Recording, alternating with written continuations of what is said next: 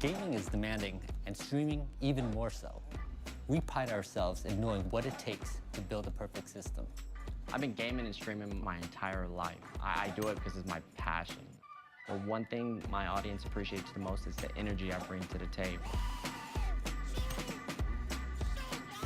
And when I bring energy, that's when I connect with my audience. Yo, Ron again, thank you for the 10 months, man. Appreciate the resubscribe. Yeah, I get excited about the little things, like cache and I/O improvements. We take a lot of time to make sure that every system we build maximizes performance. Now, with more cores and threads, the potential is so much higher. So when I'm streaming, there's usually a lot going on. The last thing I want to worry about is my computer going down.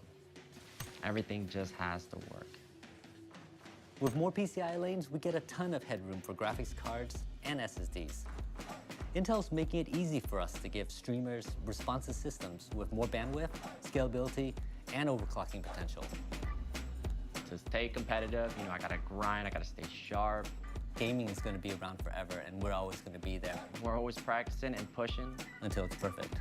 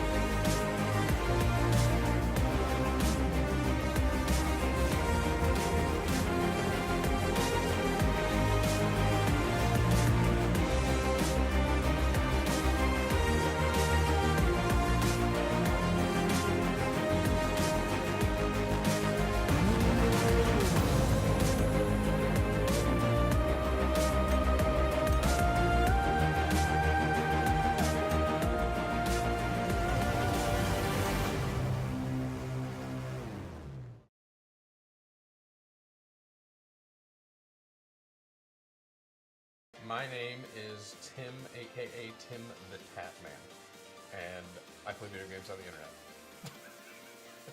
I personally yell more than I probably should if you ask people that, live with me, but like, let's go, everyone! Like, we're, really excited about whatever. It's almost 2 meetings. You can do it in the pre or the post. So before whatever you're doing or after whatever you're doing, it's perfect. Let's go! My name is Tim the Tat Man. I use CyberPowerPC powered by Intel.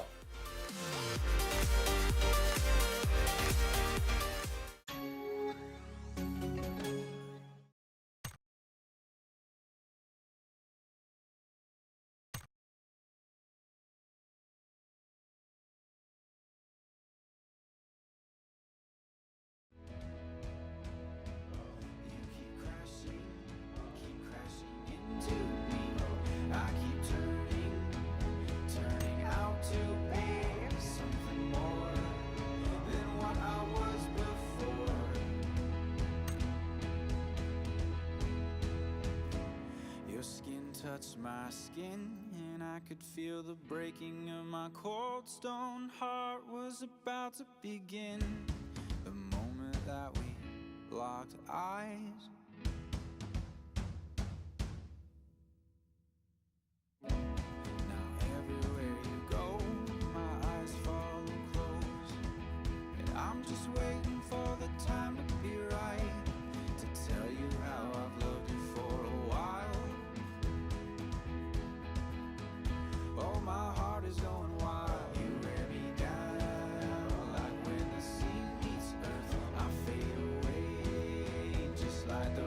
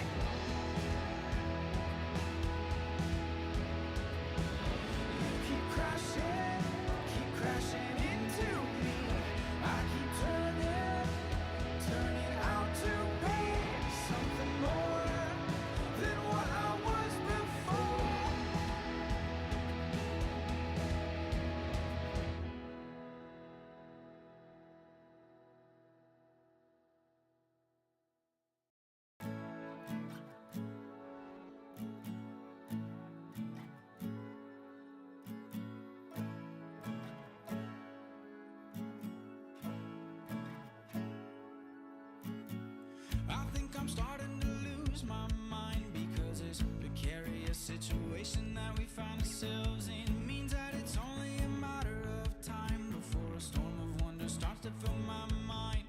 And for the first time in a long time, you're the first one to make me feel like I want you more and more than I know. I cannot take my eyes off of you.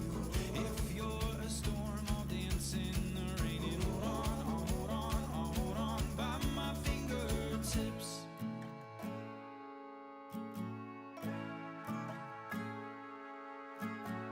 Maybe I've already lost my mind. Maybe we've come so far so fast that now there's no way we could ever go back. And now it's only a matter of time before a storm of wonder starts to fill my mind. And for the first time in a long time, you're the first one to make me feel like I want you more than I do. I cannot take my eyes off of you. If you're a storm, I'll dance in the rain. You took me in, swept me away. I'm tossed and turned, thrown by the wind. This is an orchestration of beautiful moments that I don't want to end. Hold on, I'll hold on, I'll hold on by my fingertips.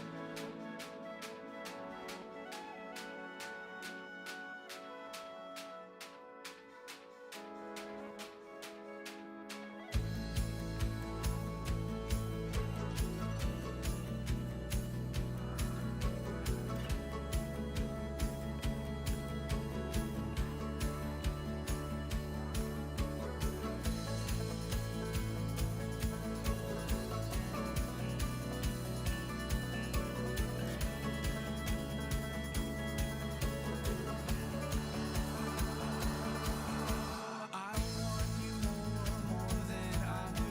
I cannot take my eyes off of you. If you're a storm, I'll dance in the rain and hold on, I'll hold on, I'll hold on by my fingertips. I want you more than I do. I cannot take my eyes off of you. If you're a storm, I'll dance in the rain. You took me in, swept me away. I'm tossed and turned, thrown by the wind. This is an orchestration of beautiful moments that I don't want to end. Hold on, I'll hold on, I'll hold on by my fingertips.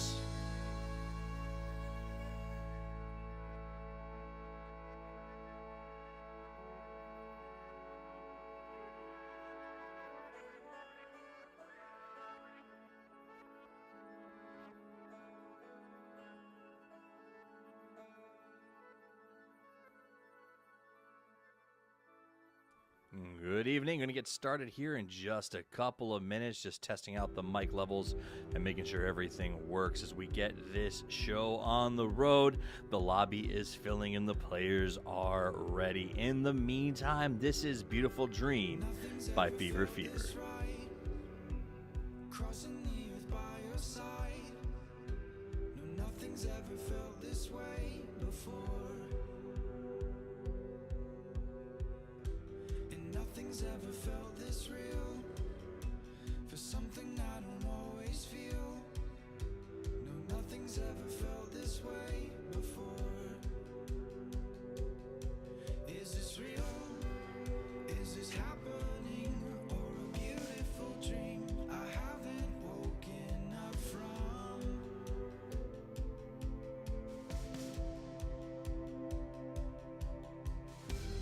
Nothing's ever felt this right. Crossing the earth by your side. No, nothing's ever felt this way before. And nothing's ever felt this real. For something I don't always feel. No, nothing's ever felt this way before. Is this real? Is this happening? Or a beautiful dream I haven't woken up from?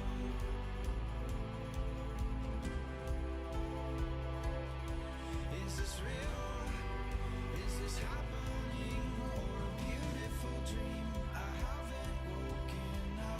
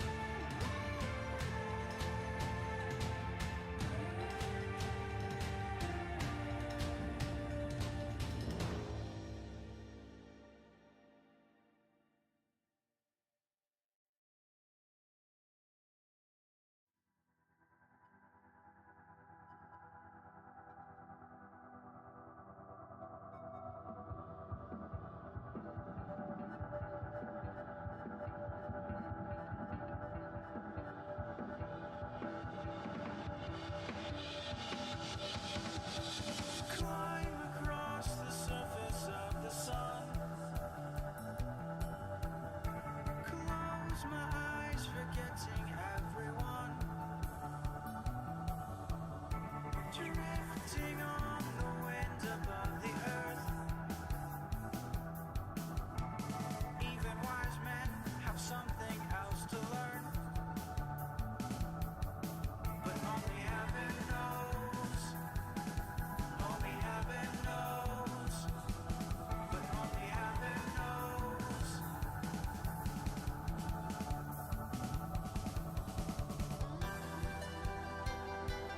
Then you say,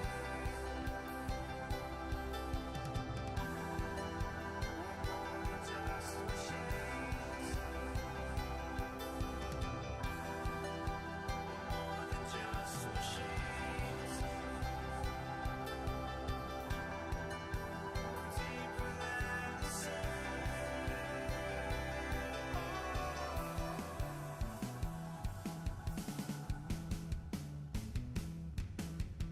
Across the vast terrain of love and peace, I found you, and you found me. But only heaven knows. Only heaven knows. But only heaven knows.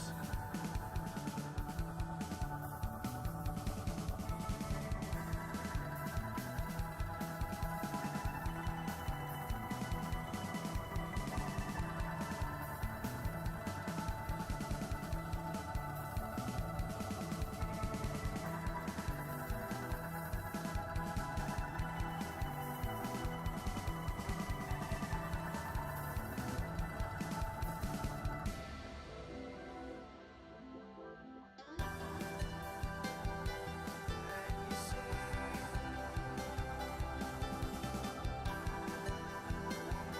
just machines.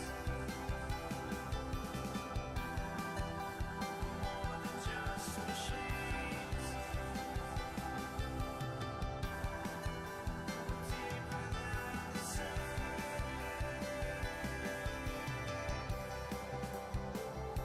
Have we found?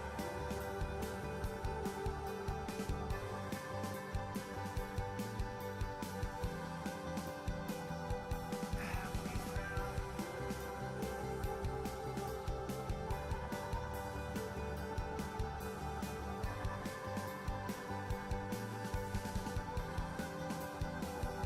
Just machines. High up in the sky. Deeper than the sea.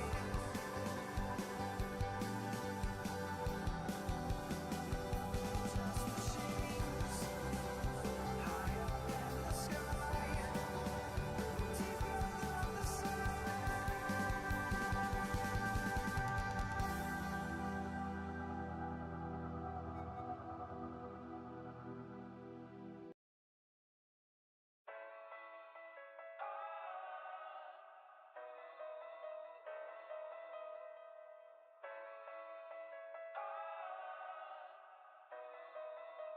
I promise, guys, we're going soon. Lobby's filling, players are joining.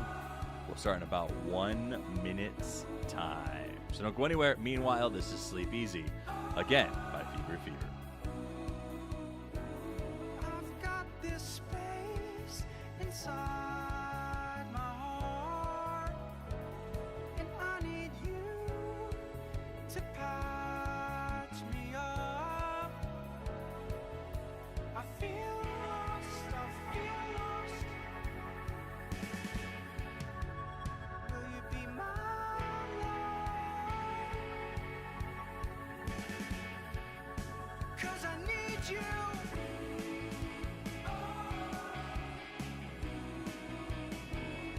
To sleep easy.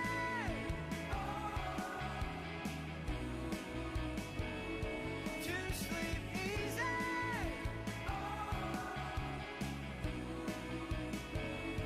To sleep easy.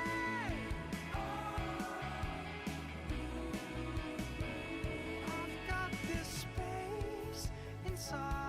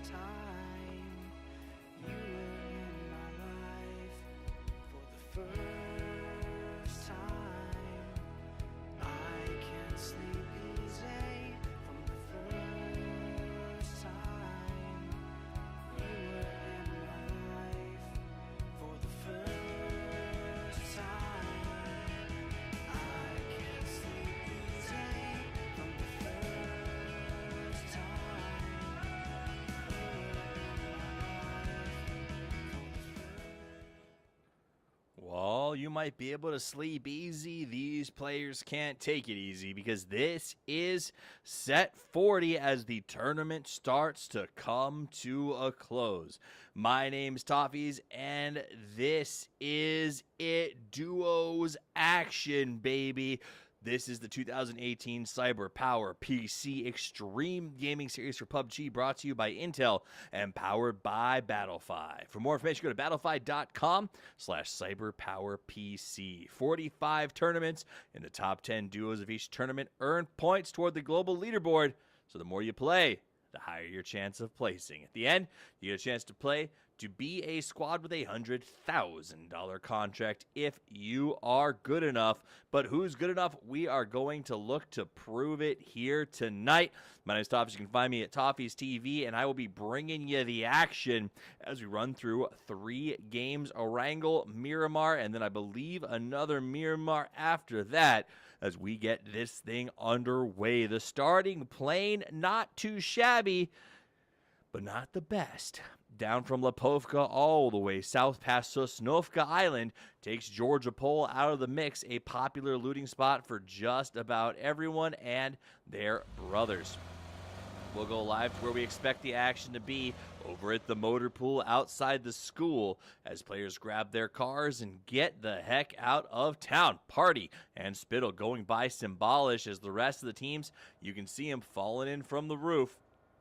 Crush and 1-4S not going to find themselves any vehicles, and it looks like Rare Excellence is going, I'm sorry, that's Eel, will be taking a long run to try and find their way out of here. Meanwhile, Team 16, that's going to be Pan, looks like they're going to take a long drive all the way to Georgia Pole. If you got the first car, why not see just how far you can go? And that's exactly what they are looking to do today. Back over here, it looks like 11 and 33 right on top of each other.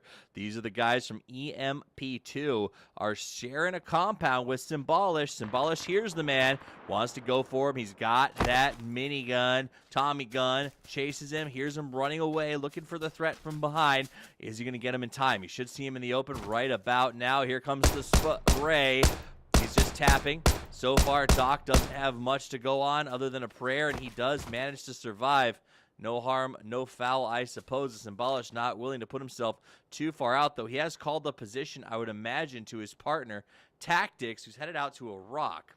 MLG, the Doc, goes into a house and grabs himself a pistol and a prayer. Tactics gonna see him, I think. Oh, hold on a second. We jumped over here. Wow, I can't find him. What the heck? There we go. All right, so back to here. Tactics did go out into the field looking for the man, but MLG, the Doc Ninja, vanishes into the distance. No problem. Let's look at the action on the map. 35 teams, 62 alive. A little bit of action, but it might be a little slow to start, as everyone in this duos tournament going to be careful and play away from each other. The Z Series and his partner headed south very, very quickly to Capitalist, and AC Taco going to be playing here, number 42. Pretty cool if that was the Dota Capitalist, though I don't believe that it is, as he is hanging out looting this little spaghetti compound. Him and AC Taco, pretty popular spot for a duos event. It's got more than enough stuff to get you going. Meanwhile, OGLAX and Turkey Spittle going to be crossing the bridge to Sosnovka first. No one here except the boys from Trust No One. Light Show, a shooter, played for Gates. I think he actually qualified with them and should be going to check things out in Berlin in a couple of weeks, and here to give us a showcase of just how skilled he is, going to Sosnovka and wanting to throw down. So a bit of a ringer there on the back of Shabal, brother. See how they do once they start to get pushed. We're going to do a little bit of map time because there ain't a lot else going on. Everybody else going to be sort of zone looting each other and not getting overexposed.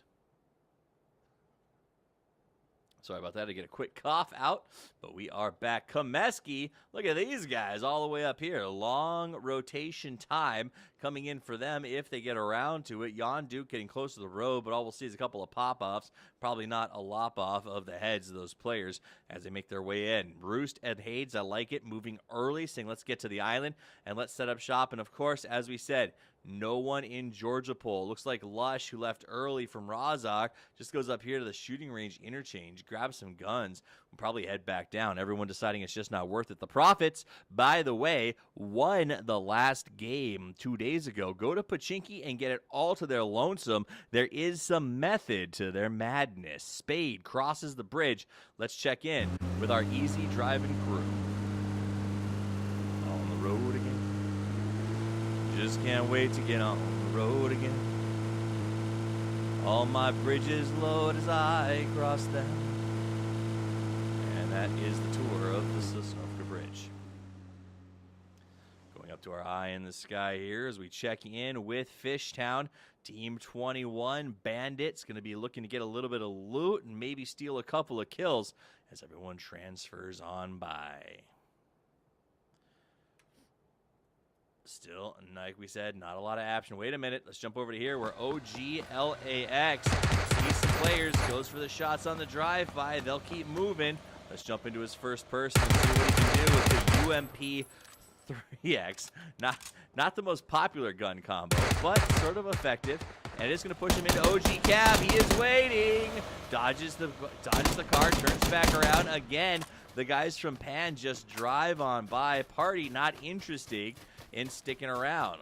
Team 24 eliminated in 24th. That's Grunto Sapphire. A little bit ironic, or I guess apropos, depending on how you want to call it. Looks like Hyfix may also get a chance to take some players out here. Rotates around with that DP. Doesn't go prone. Just open fire. Lights him up. Gets one tag. Takes out a tire. And that may be all he needs. Jim Jam going to try to find his way out of this one. 8X comes out. Looking for the second tire. Blows him down as fast as he can. But even with one tire, the Bucky too fast. Can you do it without two? No, he can't. Shot from behind. Partner comes in. Hyfix now has to run to try and get away. Odyssey TV is up close and personal. Gets on the low ground. Shoots a Jim Jam. Shibble brother trying to help him out from a no, not to help him out. He wants free kills. He's going to push in to help out. He helped Jim Jam by accident, essentially, as now he jumps around, sees if he can't find the man who is running towards him. We'll stay on his vision as Jim Jam goes low inside of the water treatment facility and says, no one can see me here. Think like sewage.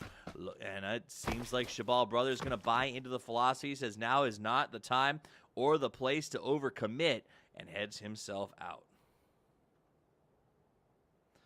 All right. Where's this new scroll cam? It's supposed to be awesome.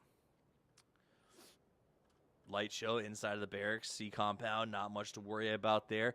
Rest of the players starting their long transitions across the map. Remember, early people are the ones who generally survive. Everyone else gets caught in the cluster that is going to be the bridge compounds. Last thing you want is to be the last one across unless you're sitting inside the blue, as Frost BP has found out. Let's jump into Shabal, who is again pushing forward. Came out a little bit too far. Took a couple of pots for his trouble. Hyfix shooting back at him. Gets the Shibble knock. We got there just a second too late. He's got that 6X on the M16. Light Show coming to help very aggressively. Let's see if he can get there to save his bro. Shibble's able to hide behind the wall. Nice smoke. He immediately sends that out. Goes for the fast res. Otzi TV moves in. Hyfix playing very aggressively. Looking to try and get a flank here off to the right side. Wants to push. No Shibble's going to pop up in just a second. Will have the look, but the smoke is there. Decides to back off. Shibble immediately goes to ground and heals. Oh, shnikes. And they decide to run backwards. Not a bad decision as Hyfix out in the open decides he's a bit too exposed. Light Show will cover him from behind. He's got that SKS, but again, only a 3X. The silencer is nice, but is it as nice as an 8X? I think not. Defiant Canuck rotating around the south side. Lata doing the same thing. Let's jump over to here where we got DZ Theory locking down a corner. He's got the peek. The garbage man's coming around, looking in the doorway. DZ Theory sees him but doesn't want to move. Garbage man in first person, can't see anything. Curly throws out a little bit of a distraction. DZ Theory lets up. He moves. Garbage man is now aware of him. That movement was just too much. Nice breach and finish. Capitalized and executed. Team 13, that is Grunto Emerald, falls out in that 34th position. Kudos to the guys from Blue Walkers, particularly Garbage Man, for taking out the trash. Locksmith crossing the road. No other big conflicts at the moment. Bit of a bridge camp going on here with 174S. A lot of guys doing the swim gym, waiting for their chance to rotate. Frost BP's been knocked out longer than time itself. Pick up another rotation. Let's jump right back to it. Oh, Locksmith, what? XLAIX was mad that Garbage Man got all the glory, so he destroys Locksmith and says, look, I can get kills too. Well executed. Garbage Man will take off and go get some free loot. Anybody else who comes by here better be getting the notice. This is a no-fly zone, this little compound. It is owned, baby, by the guys from Blue Walkers. Somebody called Jon Snow because they're going to need a little bit of backup. Let's jump over to J-Dog. He's hiding out inside here. All he has is an Uzi, though. So this drive-by should be relatively unharassed, as J-Dog's not going to risk exposing his position. I guess he's just playing for points. Doesn't seem to have a partner with him, so taking it slow for the moment. Prophet Daddy crossing the bridge. No campers on this one, surprisingly enough. You can see as we go to our sky cam exactly where all the teams are spread out across Sosnovka Island. A bit of a conflict, 21 and 37 going to be popping at each other, but a hard uphill for 21. Recommend a relocate for those fellas. And of course, everybody else making their way in slowly but surely as duos. 36 on the campground, pup tents in play, ready to go. Let's see exactly how well they get this one set up. Here comes Sniper Bait, 402, driving right in. Team 36, 174S, steps out with the UFP, gets the knock on one, looking for two, and that will be the end of Team 16. Pan goes down to the guys from Eel as they just set up and absolutely execute that bridge camp perfectly. Anybody else coming in is going to get a rude awakening. That said, nobody else might. Let's jump over to AC Taco, looking for the flank play on Fong. Can't quite get it as Fong will make it into the compound to res his partner. DeCapitalist keeps on running. DeFong goes for the fast res, and they should be okay. The problem they have now is Taco and Cap are essentially going to be playing a gatekeeper role going forward here. I'm not really sure what Cap's doing. He dead? Oh, he died. I didn't realize that they had lost him in that exchange. So he is done. Taco up on the hill decides not to bang it out. He's just going to leave. And, well, it works out for the guys from Nightmare Eternal team as they apparently cannot die. Hyfix and Otzi rotating into the new circle. Shibble Brother and his partner is going to be the first issue for them coming through.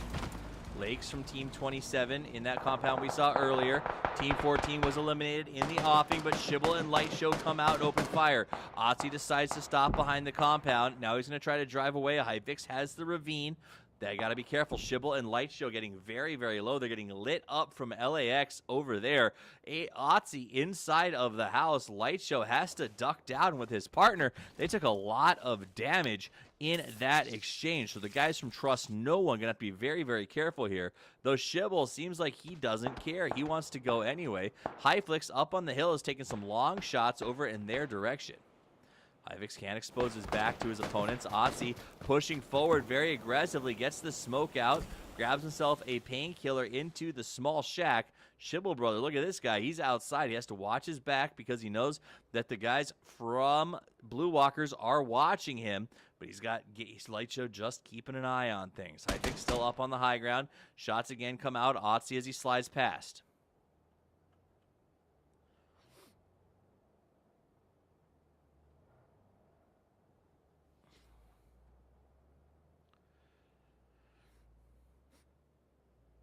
Still waiting for his chance to try to engage. Otsby keeping it low and slow. Let's check in on elsewhere on the map as this develops. People starting to make their swims and their drives. A little bit of pop and lock. Nothing to commit to. Keeping us on our toes.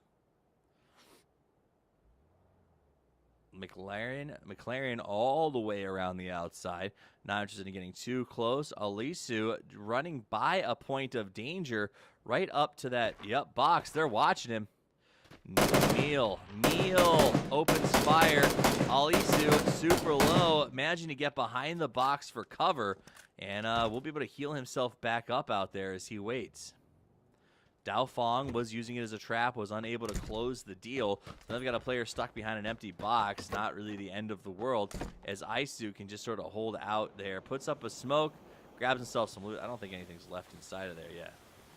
He's actually just, I believe he is looting what was already left behind. So, no, he got the actual package. So, MK14, and now he'll run. Any meal sees him. Now's his chance to try to get him knocked out. Alisu gets behind another tree, and this guy is just made of rubber. Bullets are bouncing off him as he tries to get away. Let's jump back to the fight that we were following earlier. As Shabal brother is back up. Light Show rezzed him. Light's just been sort of just playing the back foot, keeping Shabal up, basically, as Shabal goes forward. That's the second time we've seen him get knocked and had Light Show come to his rescue. So we'll continue to watch that and see sort of how it develops as we go forward in this match. Drivers all around. Whitespeak and Birdie Main coming back into Lakes. These guys have been on fire since the very beginning of this match. Meanwhile, let's jump over to the Profits. They did well yesterday, I should say, not last week, and now they're going to see Twitch at Taco. Taco turns right, loses a tire. This could be the end for him. Comes out, that's an AK with a red dot. Almost behind the rock. He does make it back there. Prophet Daddy with the Car 98, and Sun not able to quite finish the job as they slide to the left. Taco's going to go for the peek. Can they get the headshot?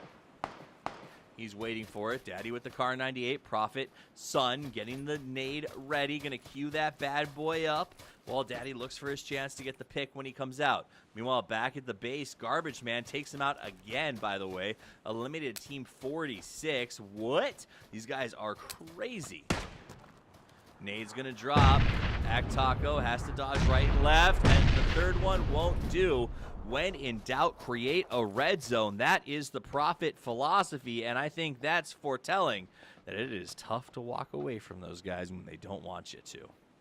Lakes and Garbage Man still taking tons of shots at everyone that comes through. Still a bit of a weird fight going on between Shibble Brother and Light Show and their nemesis across the street. Military base locked in by Jim Jam and Isu, who we saw run away a lot earlier.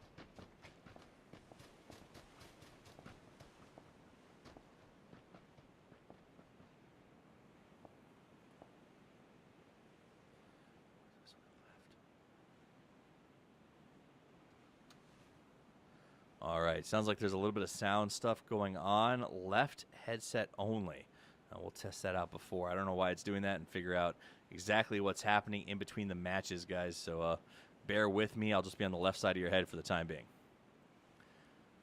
All right, circles established. Looks like Light Show and Shibble are going to go ahead and push up. We'll stay with Light Show as they make this happen. Otzi jumps in a car and just takes off. They heard the cars go. They decided it was time for them to push as well, and it works out. Meanwhile, OG Cab going to take shots at everybody driving by. Not too shabby. He's out in the open to find Canuck. Very close to going down, but does manage to make it to a rock, so he'll tuck in and hide out. Otzi going to be at a rock near him as well. Lush in the edge over there. We've got players just about everywhere. Now, Spade VT might be in some trouble as he's walking into a couple of players who want to take him out. Lush is low, though, so he actually fell down and should be actually in a bad space. VT is going to find him, potentially, and get this kill as he hears him running around on the rocks. There he goes. He looks down, has the Vector, opens fire. Low on bullets, gonna have to go for the reload. Only 8 left. Tuck, don't want to fall into the same tucked position. Lush now just hiding out downhill. Spade almost in a position to find him. Opens fire again. Lush has to go to the water, but VT is hit from behind, and now he's gonna have to tuck and hide. Hypix taking out McLaren. Meanwhile, Ozzy TV putting in some work as well. Hypix right on top of him. That's what they're doing. They're shooting at the guys in the water. So now McLaren dead, Bretsky too, and that'll be the end of them to Hyfix and Otzi, who are right next to BT. And they're taking shots just about everybody. Defiant Canuck hiding out. OG's still in their compound, pretty gosh darn comfortable as the rest of the map closes in around them. Team 38, who we've been following for a friendly portion of this map, hunkered down right inside of Trust No One. They're split into 2 buildings, so they'll be pretty happy there. Team 33 eliminated. In the meantime, Lakes and Garbage Man still locked up in a pretty good spot, sharing compounds over here. Lata and Cody coming in. Let's see if they get shot out of their cars as they go on by. Light Show, here's the vehicles coming now. Knows that they're inside of the pit. Going to switch to that 8X on the SKS. Opens fire on Kid Cody. Pushes him off the road. He'll slide to a stop and then back into the trench, and they'll be locked in there for a hot minute. Cheval Brother decides to go for the fight, though, and loses it. He is down and maybe unresable as Kid Cody and Lata are in a pretty good position to take him down. He's bleeding out fast. That was his second knock, and that will leave Light Show all by himself in the solo show.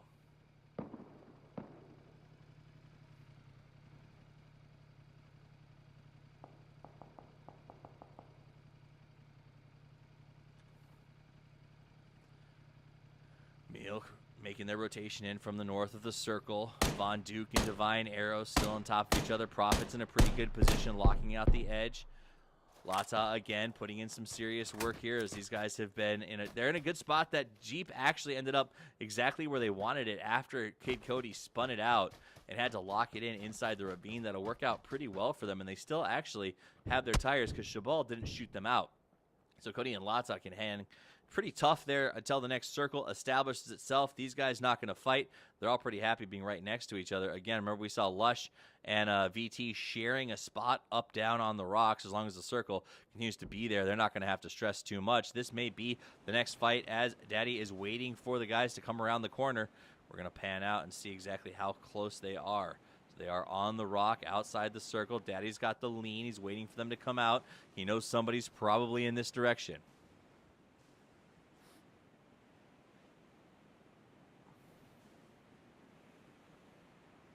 There's the peek. He gets the headshot. Boom, baby. Asa Panda goes down immediately. Daddy pushes. Wants to try to get as close as he can. Cues the grenade. Tosses it out, knowing they're probably going for the res. Smart play. Will it be enough? Up and over. The explosions are aplenty. Tuggernaut drops back. Asa Panda on the run. Prophet Daddy gets back out the car 98. He's going for the long shot, not the spray down. Man healing behind a rock. They're just inside. Will it be enough as they do duck back to cover? They couldn't quite finish the job. The nades, not Jeems nades by any Jeems. Waiting for his chance to try to close this thing off.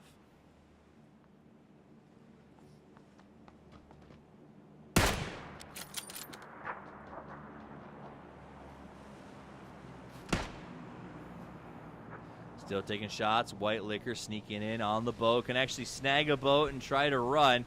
We got blue spoilers opening fire. People dying outside the circle left and right. Scumbuns and Dirtburns go down to a nice play by Roost while we missed that one. Meanwhile, our Garbage Man team is trying to pick up the pieces as they push hard right over here. They come in and they actually cleaned out another team. So Likes and Likes was lost. Nope, okay, it was Defog. Skull was just in the wrong spot. So, Team 27, again, Blue Walkers get another team annihilated as they continue to chase this circle. They actually get a pretty lucky positioning here as they wait for the blue to close in as it begins to gradually shut down on top of them. Light showing a decent spot to get his circle. Meanwhile, we'll jump over to Juan as he tries to come around the corner, sneaks into the house looking for his opponents. Von Duke and Usogel in the next house over. Divine Arrow there as well. Team 47 is eliminated in 27th place. They will be removed. Meanwhile, the shot's still going off over here. Prophet was getting pushed by Osa Panda. Sun goes down. Daddy falls back. Tuggernaut has to try to catch up to him, and Osa Panda coming very, very aggressive, knows that they got that knock and doing the opposite, or basically reiterating what Daddy was doing earlier. He decides to grab a car, gonna go pick up Tuggernaut, but he takes so much fire from Prophet Daddy, who doubled back. He said, "My friend, why did you jump over there, camera?" He said, "You took my son. That is never enough." And goes back right after him, eliminating the man who killed him. but it's not over yet as he has to deal with Tuggernaut hiding behind the Jeep. The circle has passed. We're now fighting in blue, and that'll be the end of Tuggernaut. Daddy avenges his son. Will get in a car and try to drive to safety, most likely at a compound that'll be populated by a lot of players. They're going to start to stack up here pretty soon.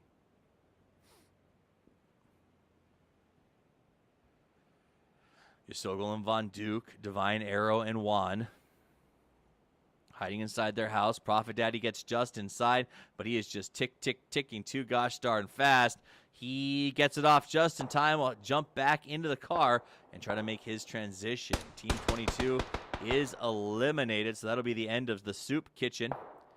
Trip Kitchen down from that one gent who had the uphill spot. Prophet Daddy has to jump out and try to heal again. Meanwhile, Divine Arrow putting in some serious work, and that'll be the end of Yasogel. So, the guys from Team 32, Blue Walker S, oh, that's not confusing at all, are going to also be alive. The Blue Walkers have been putting on a pretty good show in both of their teams. Remember, this is a duos tournament, so a lot of players have split 2 and 2 for the purposes of playing.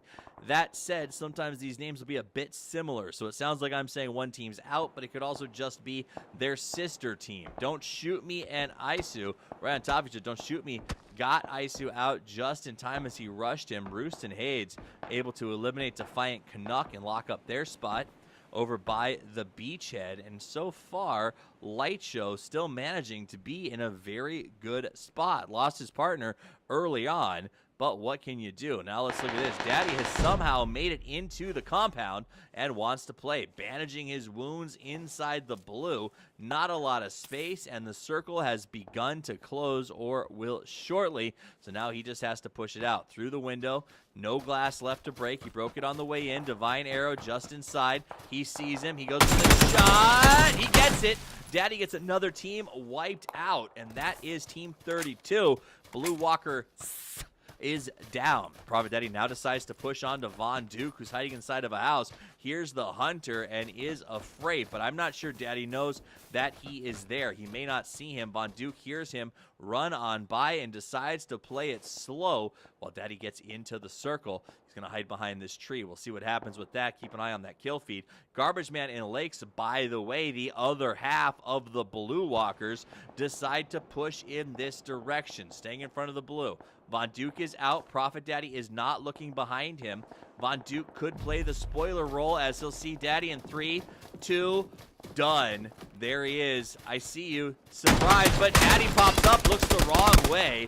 Goes down to Von Duke, but now Von Duke gets returned and taken out by Garbage Man, who are absolutely trashing their opponents, moving aggressively forward. 7 teams left, 12 allied. Kid Cody trying to push up onto Light Shot. He's got them low and locked outside. The smoke is there. Smoke and a prayer, trying to stay alive against a solo. Otzi, by the way, got our Garbage Man in the meantime. Not sure if they have time to get the res. The nades are cooked and gooses are flown. Kid Cody and Lata'a getting very low. The nade knocks and gets Lata'a super duper low. The second one finishes the job, and Light Show's putting on an artillery show as he gets that double kill. Don't Shoot Me, hiding in the bushes. Here's his opponents coming, sees Roost, but Roost should see him. No shooting yet. Roost didn't spot it. Don't Shoot Me stays low, says, ew, don't shoot me. I'm just a bush. And so far, it's working. Roost worried about the man at Light Show's position, not the snake in the grass watching them. He's got to wait for the right spot to get the... He's got a no optics. This man has been sneaking his way in the whole time. No nades, or this would be an easy finish as he sits and watches Roost heal himself up. He could see the boosting animations, not doing anything about it. Don't Shoot Me should change the name to Don't Shoot, as he just sits here with his iron sights geared in on Roost. Should I or should I not? Should I? Should I not? He seems like he's just going to wait it out. He doesn't have to worry about it. The circle's not on him. We'll go check in with Light Show, who actually just got killed by Lakes. Got him from behind, coming up over the hill now. Hades with that AUG wants to catch Lakes. He heard the shots. He saw the kill. Tucked in behind the car. Now he sees, oh, still doesn't see him inside. Roos gets shot down. Lakes gets the knock. Now Hades has to make the play. Hades pushes up on Lakes. Lakes on the run. Goes for the spray. Not going to get it. Nice drop in bop by Lakes. He manages to pull it in, but there's no way he heals up in time. That'll be the end of him. Don't shoot me. Comes in to mop up the dross, but all he does is watch. He actually finished the last player there. He got the kill on Hades, snuck it in, sneaky deaky like, and Lakes is able to survive for only a second longer. 3 teams left, 4 alive. 2 solos and 1 duo. 36 is Eel team. 28 is Sigil. And of course, over here hiding all by his lonesome, Turtle Squad. No surprise. Solid name there, don't shoot me. Man. I don't know why you didn't take this shot. You're better than this, man. Turtle Squad gonna wait it out and let everyone else make their mistakes. Now, the circle is, of course, favoring... Wow, this is really their game to lose. Eel inside the compound. Very, very comfortable with their position. Not much to worry about as they have the circle. They've got the 3X on that M16, waiting for somebody to push in, but not having to be overexposed. Hyfix has been down on the ground, waiting for his chance to start crawling, hoping the other team's exposed instead of him. Don't shoot me, doing pretty much the same thing as he comes around this side. Now, this will give him a backdoor. The problem is Crushing Bush is watching this angle, so Don't Shoot Me will have seen that he sees the smoke come out. If he doesn't wait for the smoke to deploy fully, the head will pop up. Crushing Bush is now calling the position. Both of them looking over there. This opens the option for Hyfix to potentially come in and play spoiler if they over-aggress on Don't Shoot Me. Don't Shoot Me is out, immediately down. That'll be 2 teams, 3 alive. Hyfix has to make this play. We'll stick with them as he is the chance to get the 2-fer. There's always a chance in duos because a 2-for-1 can 100% be done. Hyfix with the left side peek, going with the red dot, M16, 30 bullets to his name, and a prayer. Looking for 174S and Crush and Brush. There it is. He sees him. Late to the trigger pull. Does a second peek, same spot, same place, puts his head in the place that Crush and Bush needed him to, and that'll be the end. Out on top comes Team 36, Eel, walking away with 6 kills. Otzi and Hyfix walking out with 5. Don't Shoot Me gets 2. Garbage Man and Lakes, holy cow. Blue Walkers, boys, write it down and memorize the name. They take 13. They came to play the game. All right, don't go anywhere, guys. You are watching the CyberPowerPC Extreme Gaming Series for PUBG, brought to you by Intel and powered by Battlefy. You can go to battlefy.com/CyberPowerPC for more information.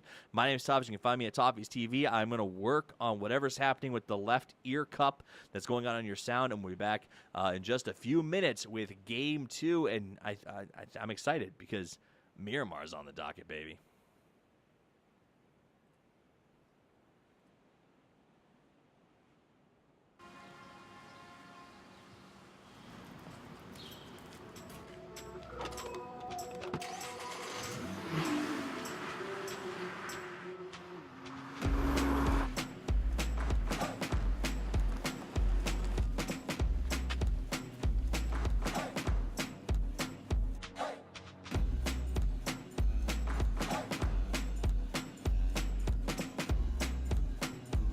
Gaming is demanding, and streaming even more so. We pride ourselves in knowing what it takes to build a perfect system. I've been gaming and streaming my entire life. I do it because it's my passion. The one thing my audience appreciates the most is the energy I bring to the table. And when I bring energy, that's when I connect with my audience. Yo, Rotogan, thank you for the 10 months, man. Appreciate the resubscribe. Yeah, I get excited about the little things, like cache and I/O improvements. We take a lot of time to make sure that every system we build maximizes performance. Now, with more cores and threads, the potential is so much higher. So when I'm streaming, there's usually a lot going on. The last thing I want to worry about is my computer going down. Everything just has to work. With more PCI lanes, we get a ton of headroom for graphics cards and SSDs. Intel's making it easy for us to give streamers responsive systems with more bandwidth, scalability, and overclocking potential. To stay competitive, I gotta grind, I gotta stay sharp. Gaming is going to be around forever, and we're always going to be there We're always practicing and pushing. until it's perfect.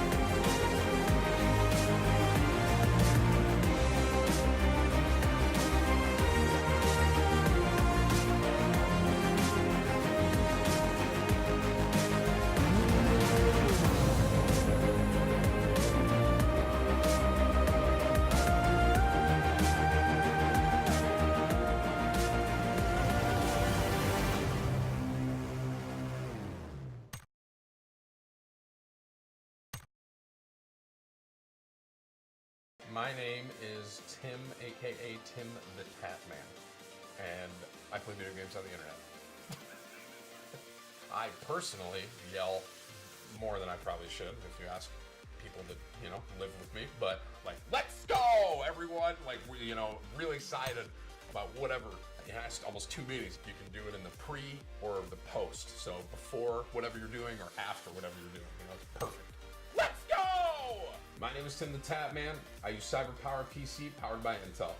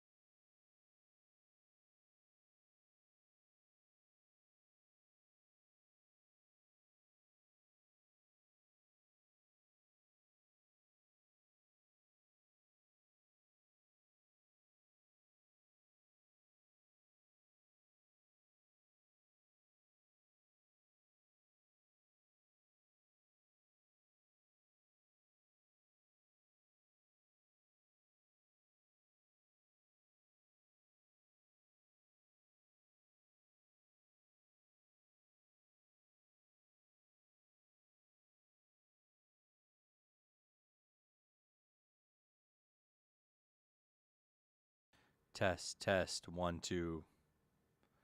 Testing, 1, 2.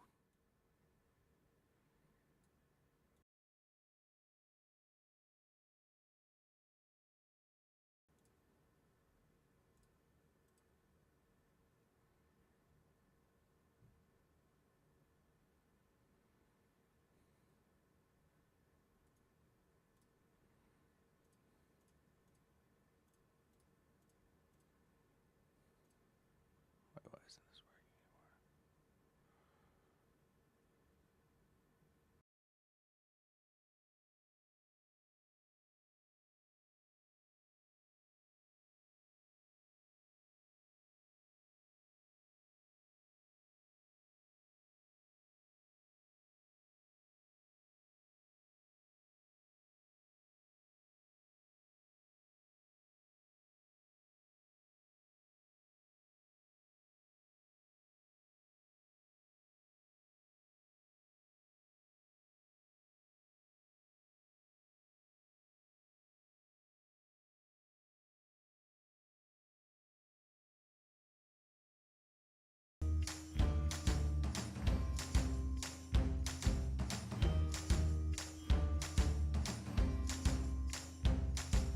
anymore? Oh, I know that I love you even though you seem to string me along.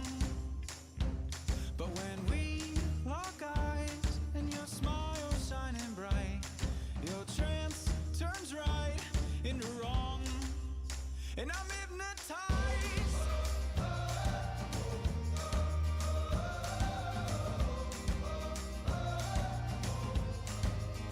I'm hypnotized.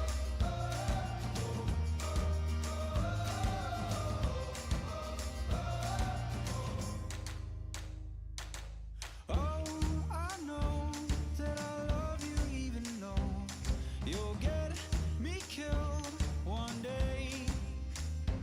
But when we lock eyes and your smile shining bright, I'll do anything you say, 'cause I'm hypnotized.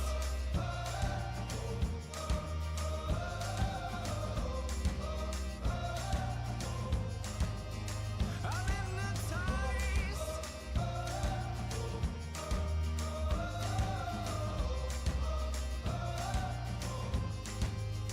I'm hypnotized by the light in your eyes. I seem to always find myself in a bind with you. So stomp your feet to the sound of all your burdens crashing down, 'cause I belong to you.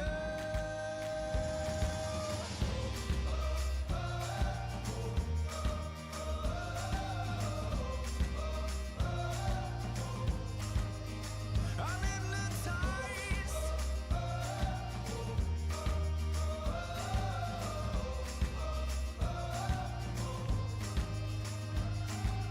Oh, I know that I love you even though you changed everything in my life. Oh, I know that I love you even though I seem to be hypnotized.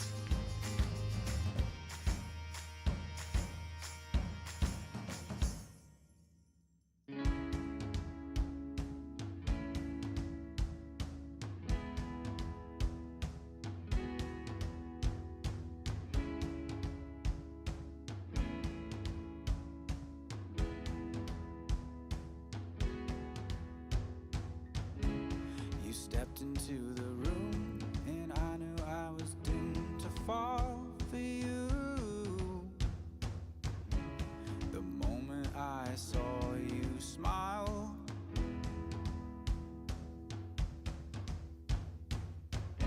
now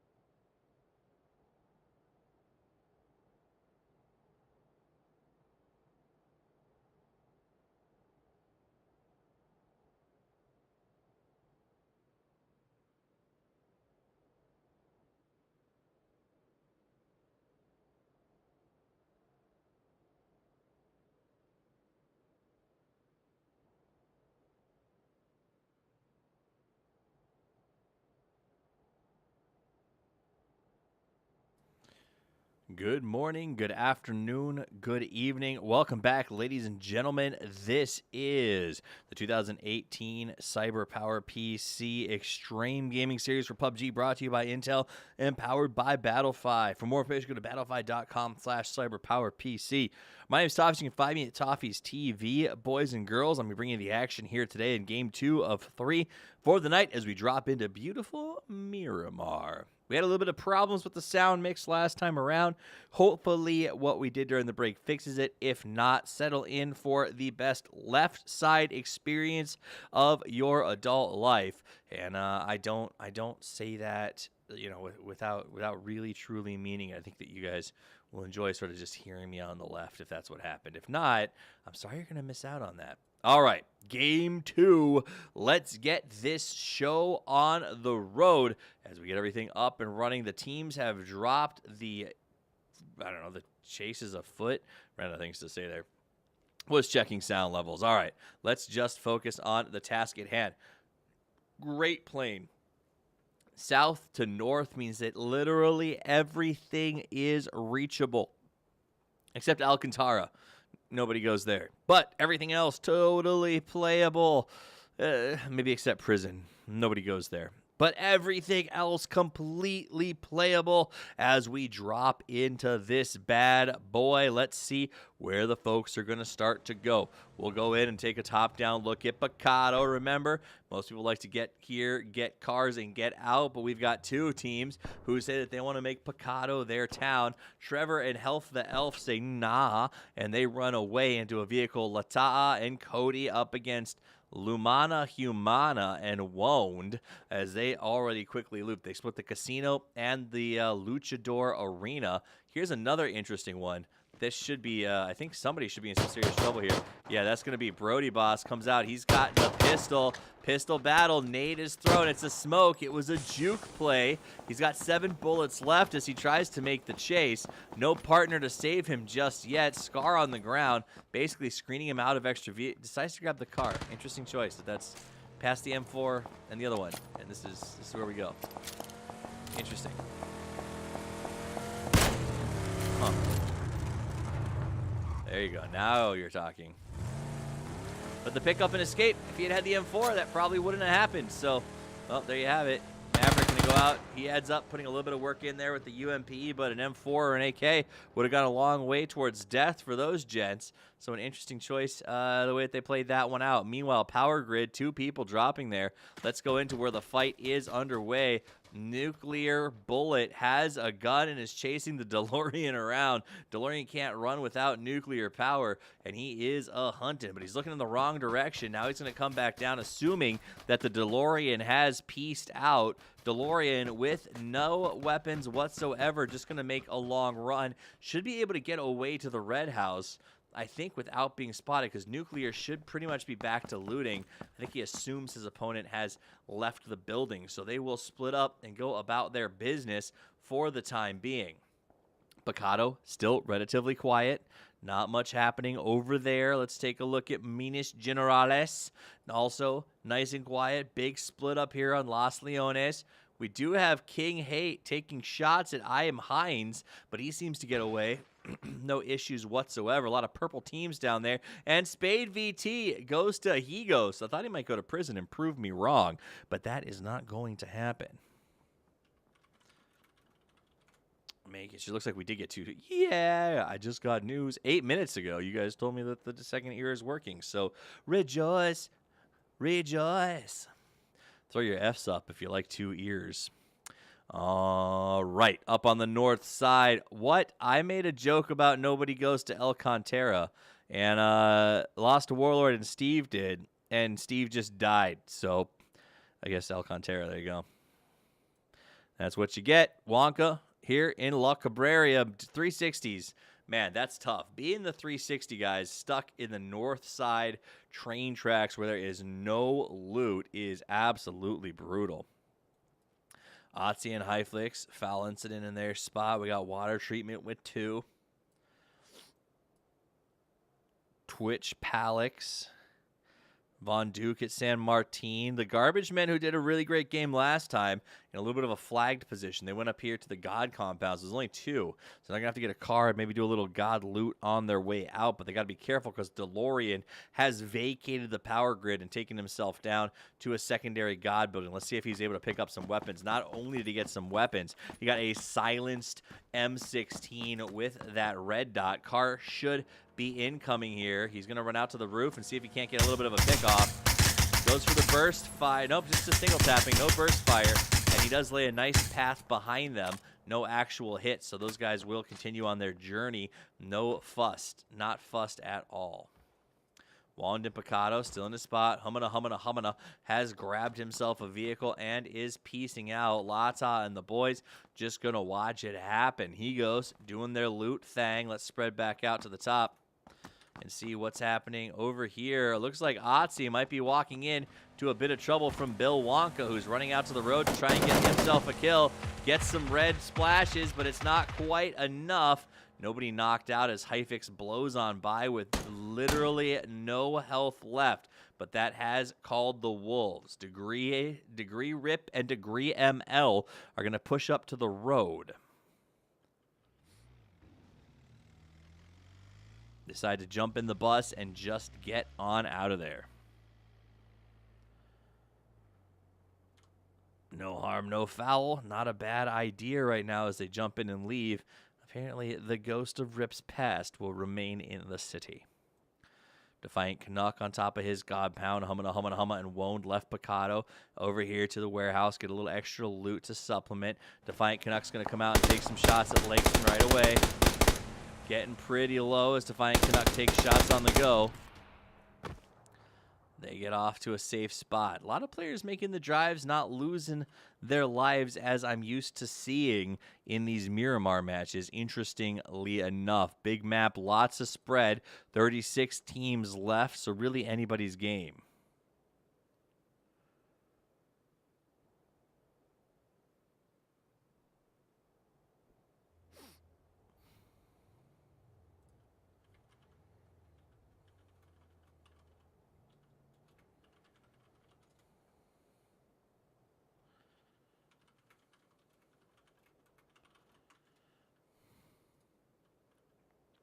Divine Arrow and Juan in a pretty good spot. Nobody really...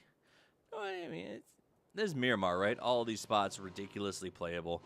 Got to remember, in duos, a little bit of a different game. A lot of real estate, so these teams have to get a head start. Here comes Palix. Juan and Divine Arrow come out to take the shot. Nice pathing there by the guys on the pink team. That is... Let me check on what team that is for us right now. That's Poom. Actually smelled it out, made a nice rotation. They could have died. Divine Arrow was out there waiting to take them down, and it's just not going to work out. That's pretty impressive shooting. I mean, those are just prayer shots. So Juan takes a couple of shots. Not one of them is going to work out. Trevor, Healthy Elf, still sitting inside of Monte Nuevo. Roostin Hay is going to drive by there in the middle of that big old city, so not a lot they can do to try to stop drive-buyers. Great gatekeeping spot if they wanted to go out to Drilleria, but they're not. Otzi TV passing on Ville de Mar. Nosotos and Rambo Road might be able to do a little interference here if Maverick doesn't stop it. It looks like they might. Otzi TV keeps on transitioning. This is an interesting spot. Pan and Vader taking the warehouses. Dragon and I Am Hines think about getting up there. I do believe that Madrox may hear them right now. So let's take a quick look as Dragon Legends start to make their way up the hill. They're looking for Pan. Take a quick one. He doesn't suspect that they're here just yet. Let's see if he's got the flick. He doesn't have a red dot, so he's off for a bit of a prayer. Doors are open. That should set up a bunch of red flares. No, wait, is that door closed? Nope, doors are open. He just saw it. Yep. Oh, shit, that door's open. Run away. And Dragon Legends calls it. At the same moment, we see it, and him and Hines turn tail and run for the hills. Smart play. Live to die another day, not forcing that fight. Roos and Hayes make their transition to the south side. Ward and Humana accidentally into a fight with Hyfix and Otzi. They'll avoid them, however, and just jump back behind the hill. That is the nature of this. Let's see what is Cody and Lata. MK14 comes out of this care package, as well as a ghillie suit. A little bit of a swap and lop as they hand around their guns. Going to be a 6X on the AK and a ghillied out MK in the hands of Lata. Lata. Garbageman and Lakes did a great job. I think 13 kills in the last game. Right smack in the mid. Tactics down. They tried to push in here, and they got caught by Billy B and Kotovs, splitting the entrance position. Not a gate you want to go up against. Wone gets into a car and drives away. Up on top, Prophet Daddy got Lost Warlord right behind him. He goes buzzing by, and the Warlord will be on his tail as both of them navigate down the trail. Prophet Daddy could try to stop and gatekeep if he wanted to. The Murado does have the speed to gain him just enough entrance over this hilltop to try and set a proper trap, but if you miss it, you become the gate kept, not the gatekeeper. Lost Warlord slowly falling behind. Prophet Daddy getting close to putting himself into a position. 119 left on the phase clock. Team 24 up on the high ground, should hear the Murado coming. Will they respond and be interested in setting themselves up to bang? Rainbow Road going to come out and look around. Prophet Daddy may actually drive right into them. He pulls up onto the top of the mountain and stops. What will these gentlemen do in response? They're looking uphill. Let's see what Daddy suspects as he comes up over the hill. Looks everywhere, make sure no flankers on the chase. Here's the peak. Interesting. Looks for some opponents. Doesn't see him. Assumes it's safe. No doors to be left open here as a signifier. And he thinks maybe I can do this. Another car going to go blazing by. Uses the sound to sneak forward. Doesn't see anybody, playing very careful. Rambo Road did just move. There they are. So now he should have heard that. Decides to play it aggressively. Jumps down. He's at the point of no return now. Can't climb back up. Knows it himself as he looks uphill. Now he tries to make a break around the right side. Rambo Road is probably going to see him. Nope, he's running with his back. Prophet Daddy is going to be coming in behind these two as they all run away from the blue. Sun on the road should be making his transition as well. Daddy now outside the blue circle. Rambo and Natso on their run. Sun comes in just above him. Natso decides to try to make a play, but he trips on his own feet, falls to his death coming down. And that's going to be some real trouble here. Rambo Road now has to try to decide, can he defend Natso as Natso crawls to the only safe spot. But Prophet's going to be coming up over that hill in only a matter of time and possibly see a man just crawling around on his hands and knees begging for life. Fortunately for him, the Prophets have decided to slow loot and not rush out into the blue. That's the saving grace as this man continues to crawl for safety. Almost behind. He's gotten himself around. He took the long trap all the way around. Now he's praying for the res. Prophet's still up here hiding out in the house, just soaking the damage. They don't know if there's a double kill literally waiting for them just around the river bend. Daddy now on top of the roof as he does a bit of peeks. The loots are coming out. I want to keep an eye on that because I want to see who wins that strange little standoff that we're seeing. In the meantime, Spade VT has gone down to roost. Looks like they're going to get into a car. Here comes the push now. Let's watch and wait. Rambo Road has gotten the res. Watching. He goes for the spray. Gets Daddy right in the head and will light him up. He goes down. Remember, he saved his son last time, but he can't do it this time around. Rambo still playing the spoiler position. Sun ticking down inside the blue, and Rambo will maintain his spot of power. Not much the Sun will be able to do in this situation, so we'll move on and see what else is happening on the map. Health making a long rotation around the outside. Lakes here. Sees an enemy. He's getting shot from the church, though. He wanted to get the kill on Grunto, but it may cost him everything as Jack is putting in some work. He sees him in the distance, decides not to take the shot. He's just going to run. There it is. Line it up. Head, 2, 3. Knock, baby. And that'll be the end of him as he tries to crawl to safety. 0TM needs to save him. Can't quite find the angle, and he finishes Jack. Now he's looking for him, but Lakes turns right back around and immediately hits the shot on Hero TM. Lakes drops back, starts his heal. Lost Garbage Man earlier.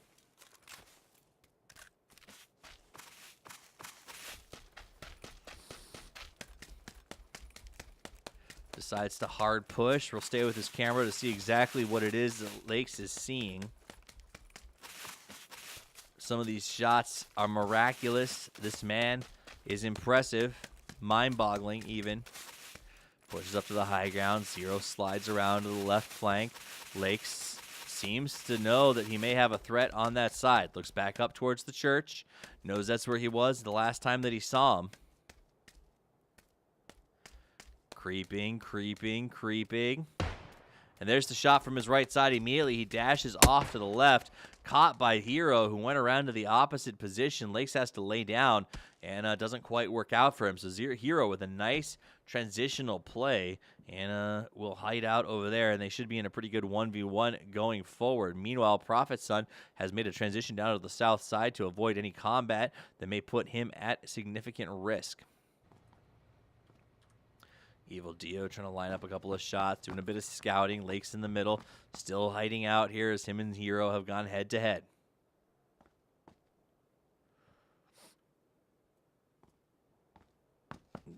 DeLorean up on the north side. Von Duke on the late rotation. Here we go. Let's jump down to Juan, who's pushing Shadow. Already one down. Airwick in the distance, trying to line up the shot. Gets the header. Bang, baby. Goes to the 3X M4.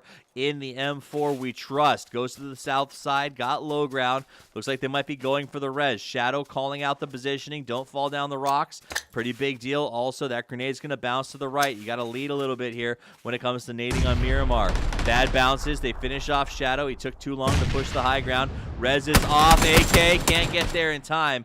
And that will be the end of Team 46. Divine Arrow and Juan get themselves a nice little clean out. Those boys are down. Meanwhile, let's jump over to whatever is happening. So here comes Equus. Wants to get involved. Unknown Venatus.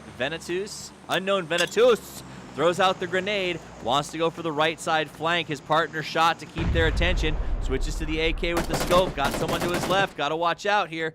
Gonna go up and get him from behind. Switches to the spray. M4, easy peasy. Takes the finish. Now they just got to worry about Juan. Juan comes up over the top. Looks for the one shot. Gets it. Can he get the two?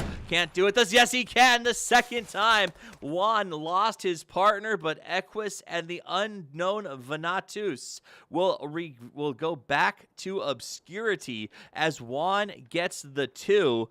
Well, four if you count the fact that they've got 2 squad wipes. Kudos, gentlemen. Kudos. That was sick. Vader Hater looking for Nuclear Bullet here. Nuclear Bullet has an idea that someone's out there camping him.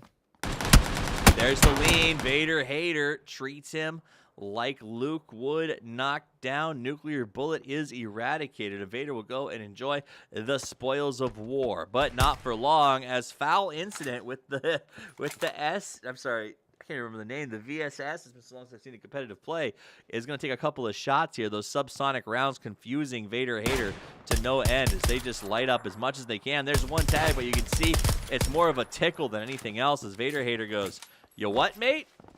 Vader Hater going to have to try to slide in. A lot of guys coming from the outside. Prophet, by the way, in a new fight as he is kind of stuck behind Rambo Road and Not So. He's been following them basically since they killed his father.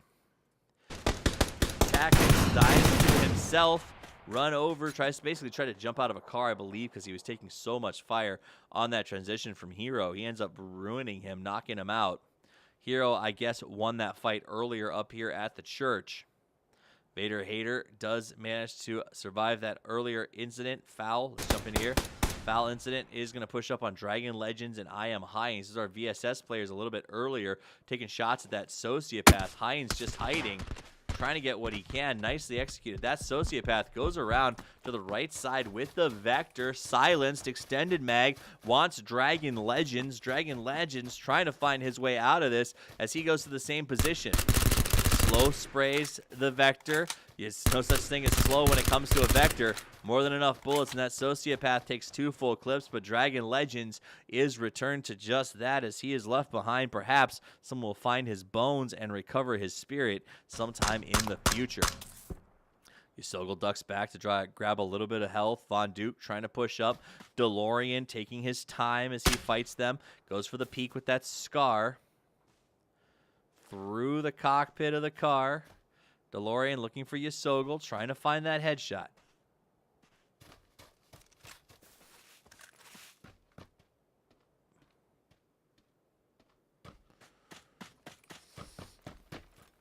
Decides to jump over a fence for good measure. Ysogle still thinking about pushing. Let's go to the sky position as they come forward. Von Duke playing it slow. Ysogle as well. Neither wanting to get themselves caught in a tough spot. So we're going to leave them as that may just be a standoff as the circle timer starts to tick itself down. Von Duke does see him and opens fire, but DeLorean going to keep playing it slow. King Hate is down. Scry Vehemence trying to make some work over there. What else we got? A care package right in the middle of the road. That might come into play a little bit later. Vader Hater on the edge. Gatekeepers all around. No one overcommitting to this one. Ysogo watching for DeLorean. As DeLorean now at half health, not sure how to get himself out of this situation. The blue has closed. I don't see cars around anyway, so whoever wins this fight is essentially fighting for an unwinnable position. Catch 22, not much DeLorean can do, but maybe try to hang out and cost them big time. DeLorean does go down to Ysogo, who now just has to turn and run. They don't have a car. They just have to sprint, and it is not a short sprint by any stretch of the collective imagination. Elzar Og down inside of Yasnaya. Vader Hater playing a little gatekeeper here. He's got an M24 and a prison kit as your friendly tank tries to run down below him. He's waiting for his chance to take the shot instead of hiding. Got to respect that tenacity.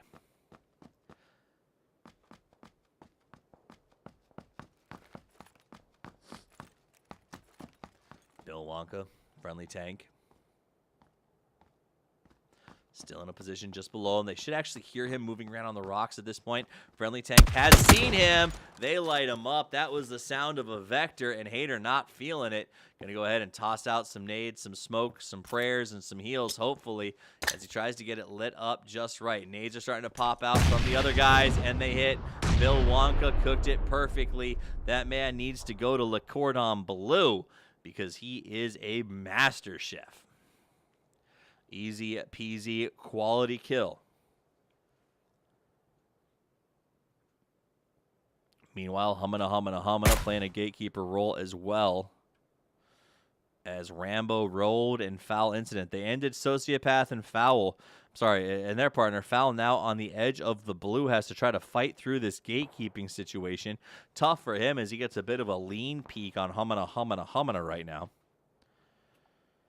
Humana's partner, Wound, a little farther back, maybe moving to a position that is foreseeably pushable and not wanting to get caught up with the Sociopath and Foul Incident here on the outside.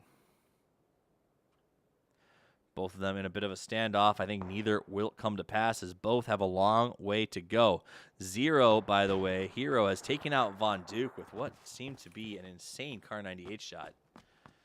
Let's see if he can do the same to Ysogo. Remember, they are low. Those guys did not have a car, so they've been running a long way here. And all it took was one lucky shot, or excellent shot, depending on how you look at it, to make it happen. Trevor and Health the Elf take out Team 37. That was your friendly Wonka going down right now. Elsewhere on the map, we see a lot of people starting to close. Humana. Prophet Son, by the way, out in the blue, still alive and kicking. Slow playing for the benefit of the father. L'Chaim trying to push in here. Filter 41. They have taken the compound, are feeling pretty good about it. Scry and Vehemence just over the hill, though, could be a problem for them in time. But both of them are focused on Hobo Sapien as he comes up over this hill. I don't think he knows that there are opponents awaiting him. And once Scry does open fire on Hobo, he will bring the dogs of war from up above. They're watching the church. Hobo now up the hill. They should be able to hear him right now. That is an iron sight AK, another iron sight, 34th for the day. Goes for the spray down, gets him. That should immediately trigger L'Chaim and Filter 41 to come out and see what's going on. They do. Looking at Hobo, get a little bit of a peek, but they didn't spot him. L'Chaim's got a pretty good eye. We've seen him play it before. Decides not to overpeak, thinking about falling back. Sees the mollies. Says, hey, I likes the mollies, but they are still better on a wrangle. Scry and Hobo on top. Hobo Sapien on top of each other. Bretsky looking in the wrong direction. Hobo Sapien could play spoiler here if he sees them. Or Scry, I'm sorry. The shooting has happened. Scry and Vehemence, not the ones who are aware it's McLaren that took a shot. So both of these teams think the other is the primary threat. That may allow Scry a sneaky play to just get in here very quickly. We'll see what he does as McLaren goes off to the other side. Scry going to push directly up, looting for a little bit too long. Perhaps Vehemence is going to be chasing the blue at this point as they try to get in. Scry going to look up over the hill as he runs around it, and we'll find some space inside potentially. Very exposed here. Going to push up to the yellow houses. Vehemence comes up and over the top.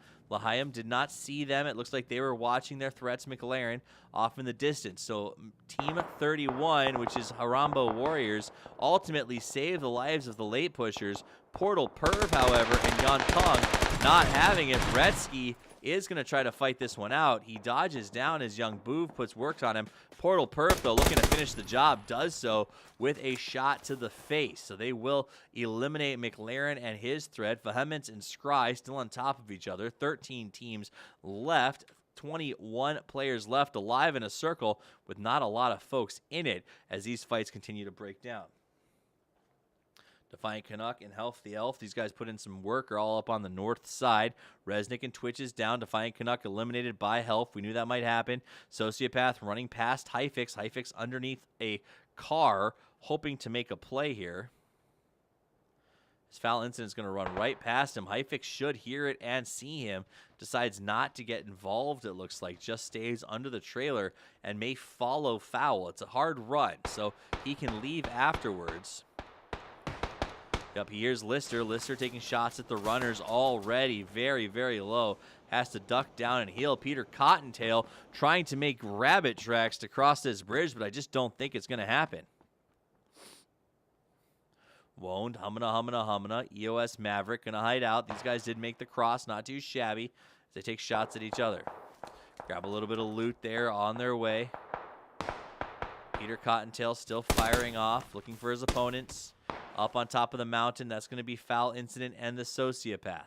They've made it to the circle, and they can play the Gatekeeper. In fact, you saw that Sociopath get the knock on Lister. Cottontail going to go for the fast res. Hyfix, not a lot of hope as he tries to make this push happen. L'Chaim and Filter 41 in the circle happy. Vehemence and Scry are going to fall back. Yantung and Portal Perv thinking about pushing.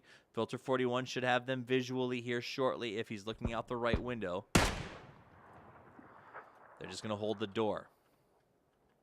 Vehemence and Scry both take shots. So Portal Perv going to think it's safe to push into this house. Thinking his opponent is on the other side. 3, 2, 1. Easy peasy. Portal Perv is absolutely annihilated in a crossfire as he enters the house. Yan Tung goes, uh-oh. Turns around and hightails it out to a tree. Meanwhile, across the map, Hyfix, who made that late transition, not going to work out. Kid Cody gets Health the Elf. I'm sorry, Lata does. Out comes the grenade to try to finish Trevor. Trevor hiding by the trees. Nade goes off in just a second. Trevor stands up to avoid it. He ends up going down. Nice play by Kid Cody and Lata. These guys, ADR Whales, putting in some serious work. Not too bad. Not too shabby. 36 can't cross the road. Fuzzy Bunny's going to be sacrificed for dinner. 7 teams left. Foul Incident pushing in on EOS Maverick. EOS Maverick going to go for the fast heal. Foul Incident just ahead of him on the right side. Got the AK out, waiting for someone to crest the rise. Sociopath will be exposed in just a moment. Doesn't take the fire. He runs on by, lets him go instead of trying to throw down. Foul Incident still circling. They know there's a potential threat here. They don't want to push too aggressively without knowing more about it. Meanwhile, let's jump over to here where Vehemence has gone down to Lost World. Scry being forced to fight him. Lost Warlord drops, but Scry is out. Lahatlam will chase from the opposite side, exposing himself. Foul Incident and Sociopath waiting for that push. He gets him down. Saw that. Got a nice little headshot. 5 teams left. L'Chaim and Filter pushing into them. Cody and Lata dealing with Yan Tung. That's what Cody wants right now. Has got to watch out for Yan Tung, who's hiding in the distance. Has the lineup with the Car 98, waiting for him to stop moving. Ducks behind the hill. Yan Tung now going to try to make his transition. Sociopath taking damage. Has to drop down and get himself a heal. I believe there's a shot from L'Chaim. Foul Incident now putting in work on Lata. Lata gets a good shot there. EOS Maverick 49 still going to use that cover that Foul Incident has created for him. Kid Cody playing aggressively, looking to get up here. Foul Incident is down to EOS Maverick. Remember we talked about how he had that cover. Wants to get Sociopath, switches weapons. Goes for the finish instead of the kill. Why? Sweet Jesus, would you do that? Goes down, but it costs Sociopath, or does it? He pulls out the Vector. Nobody ever expects the Vector, but he ends up dropping as well. Sociopath to Filter 41. Team 47 in a great position. 3 teams left. Scry behind.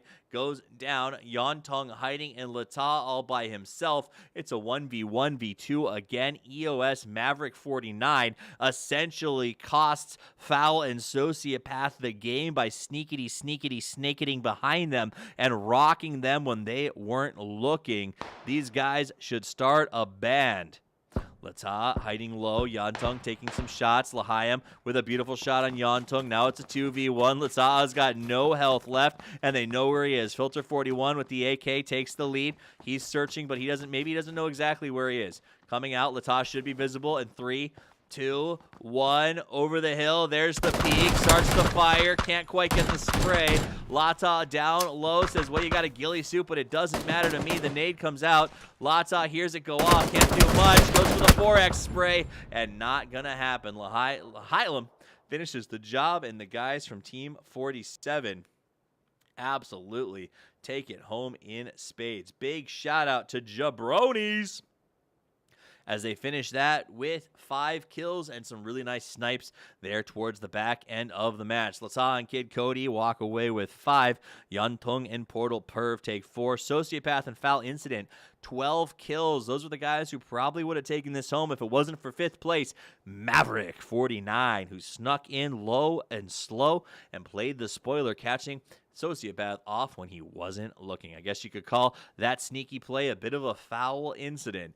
That said, don't go anywhere, guys. You are watching the 2018 CyberPowerPC Extreme Gaming Series for PUBG, brought to you by Intel and powered by Battlefy. My name's Toffees.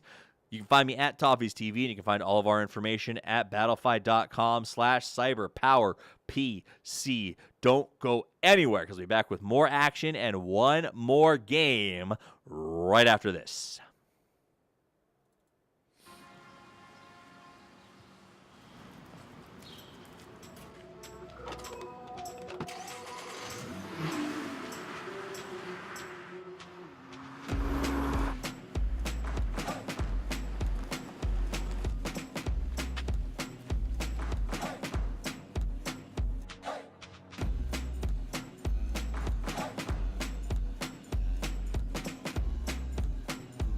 Gaming is demanding, and streaming even more so.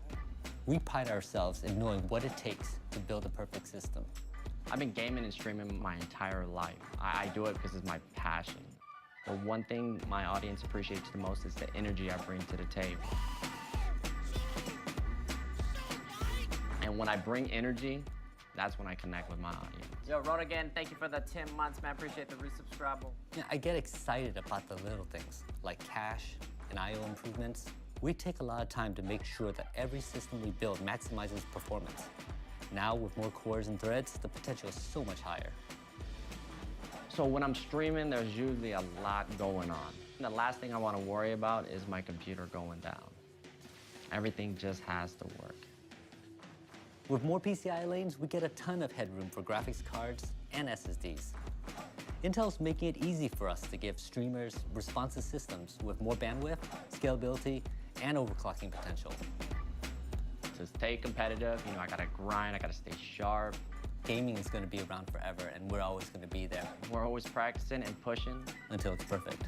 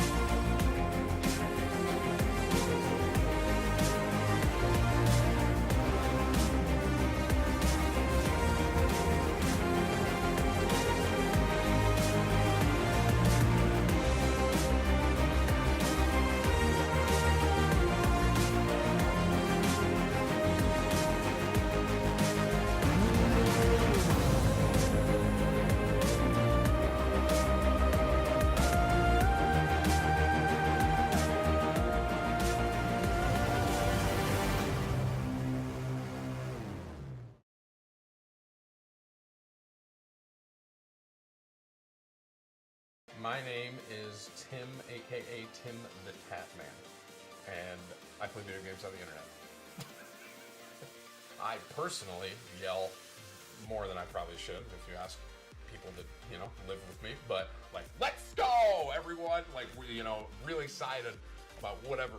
It's almost 2 meetings. You can do it in the pre or the post. So before whatever you're doing or after whatever you're doing. It's perfect. Let's go! My name is Tim the Tap Man. I use CyberPowerPC powered by Intel.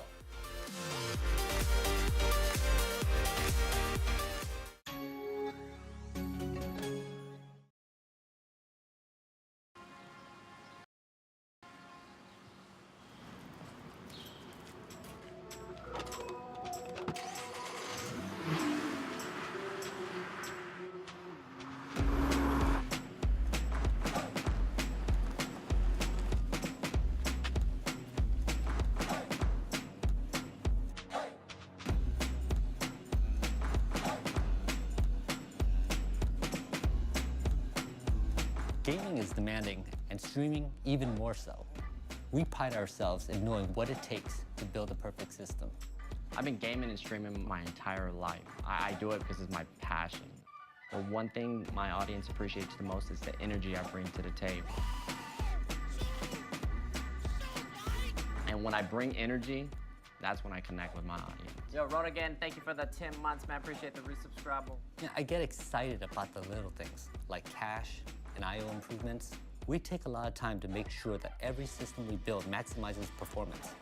Now, with more cores and threads, the potential is so much higher. So when I'm streaming, there's usually a lot going on. The last thing I want to worry about is my computer going down. Everything just has to work. With more PCI lanes, we get a ton of headroom for graphics cards and SSDs. Intel's making it easy for us to give streamers responsive systems with more bandwidth, scalability, and overclocking potential. To stay competitive, I gotta grind, I gotta stay sharp. Gaming is going to be around forever, and we're always going to be there We're always practicing and pushing. until it's perfect.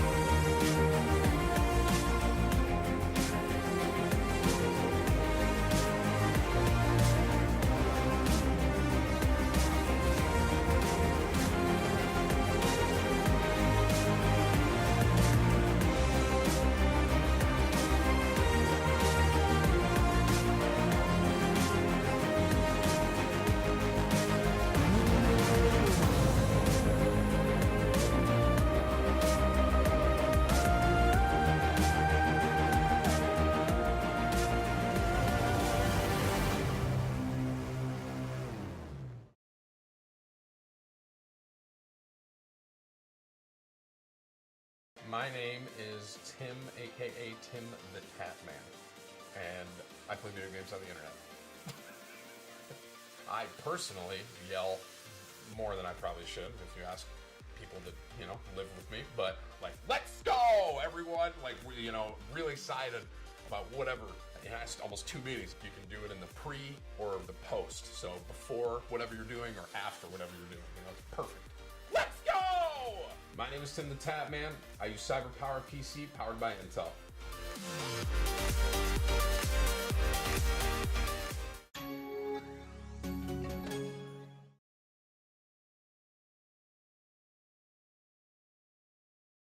My eyes follow close, and I'm just waiting for the time to be right to tell you how I've loved you for a while. Oh, my heart is going wild. You wear me down like when the sea meets earth. I fade away just like the rocks have worn. Don't you see what you do to me?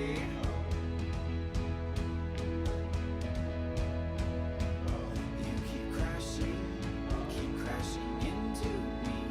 I keep turning out to be something more than what I was before.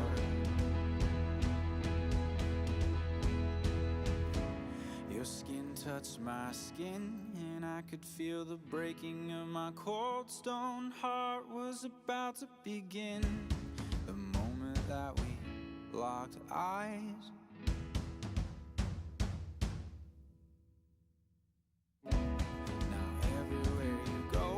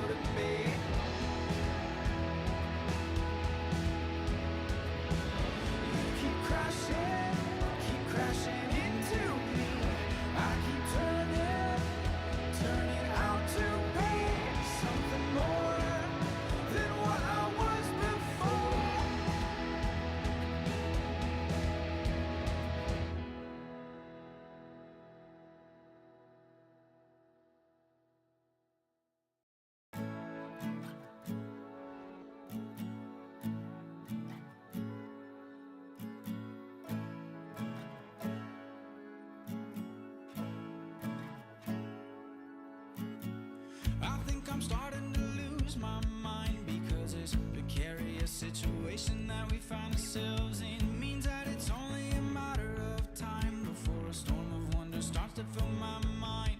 And for the first time in a long time, you're the first one to make me feel like I want you more than I know. I cannot take my eyes off of you. If you're a storm, I'll dance in the rain. And hold on, I'll hold on, I'll hold on by my fingertips.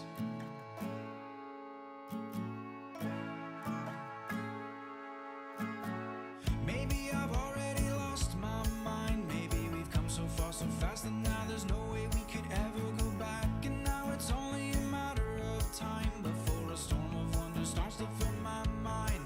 And for the first time in a long time, you're the first one to make me feel like I want you more than I do. I cannot take my eyes off of you. If you're a storm, I'll dance in the rain. You took me in, swept me away. I'm tossed and turned, thrown by the wind. This is an orchestration of beautiful moments that I don't want to end. Hold on, I'll hold on, I'll hold on by my fingertips.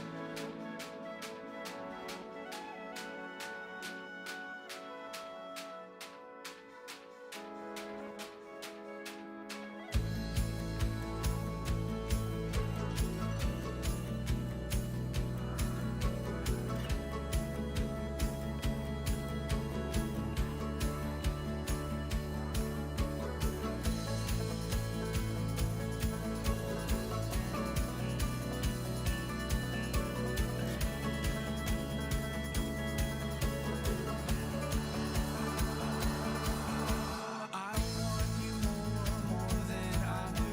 I cannot take my eyes off of you. If you're a storm, I'll dance in the rain. And hold on, I'll hold on, I'll hold on by my fingertips. I want you more than I do. I cannot take my eyes off of you. If you're a storm, I'll dance in the rain. You took me in, swept me away. I'm tossed and turned, thrown by the wind. This is an orchestration of beautiful moments that I don't want to end. Hold on, I'll hold on, I'll hold on by my fingertips.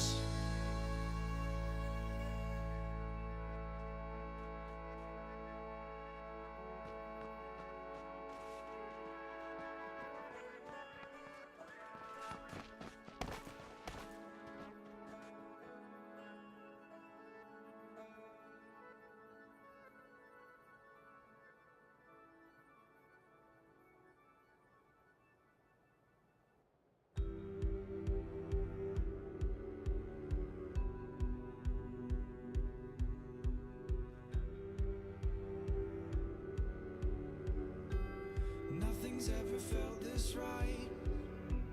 Crossing the earth by your side. No, nothing's ever felt this way before. And nothing's ever felt this real. For something I don't always feel. No, nothing's ever felt this way before.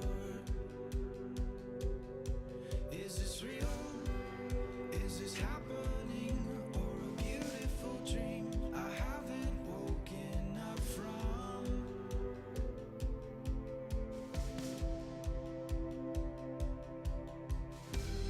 Nothing's ever felt this right. Crossing the earth by your side. No, nothing's ever felt this way before. And nothing's ever felt this real. For something I don't always feel. Good morning, good afternoon, good evening, wherever you are. I hope you're having a good one because we are settling in for Game 3 of 3 in this 2018 CyberPowerPC Extreme gaming series for PUBG, brought to you by Intel and powered by Battlefy. And for more information, go to battlefy.com/CyberPowerPC. My name is Toffees. You can find me at Toffees TV if you are so inclined. And we are going to have a ball tonight as this game gets underway. We are in Miramar. Teams dropping in near and far as we get this thing started. Hoping to see some big champs or some big wins coming out as this one is going the distance. Last game was an exciting one. I think everybody enjoyed watching the chaos that did ensue in that final circle. But I say we go ahead and see if we can't make this one just a little bit more chaotic. Because if it ain't chaotic, it ain't Miramar. Drops across the map. Another decent play. Not quite middle, but never east shredded west to east, baby. Camp Military is in play. We'll see if anybody tries to go onto that one. Again, prison, maybe Los Leones. It's a long drive, but someone will always go to Los Leones. That is a universal truth, and I do not expect that to change anytime in the near future. So look for players to start the long, dark drive all the way down there. Meanwhile, we are going to go and load up Camp Military. Toffee's favorite place to drop on Miramar. I know what you're saying. Toffees, why you do this? Why you go there? It's so far away from everything. I'll tell you why, jabroni. Because you can loot wicked fast. You come along. You start out right here. You go in through the green warehouse. Boom. Loot the whole thing. 30 seconds. Transition. Warehouse number 2. Through this doorway. Loot the whole thing. Make it 58 seconds. Transition out to greens. You follow a very simple pathing loop. Up. Down. In. Around. Right now you're at 1:42. Into this one over here. Boom. Follow the flow. Go to the second, accelerating, picking up speed. You're at 2:15. Come out, make that next one, and then transition through these two right back over to your car. You're at 2:58, and you are 100% fully kitted, my friends. That is the beauty of military, and if you were unaware, there are 4 roads out that go everywhere on the map. So anyone who says military is not droppable, you punch them in the face or just say, "Nah, Toffees don't agree."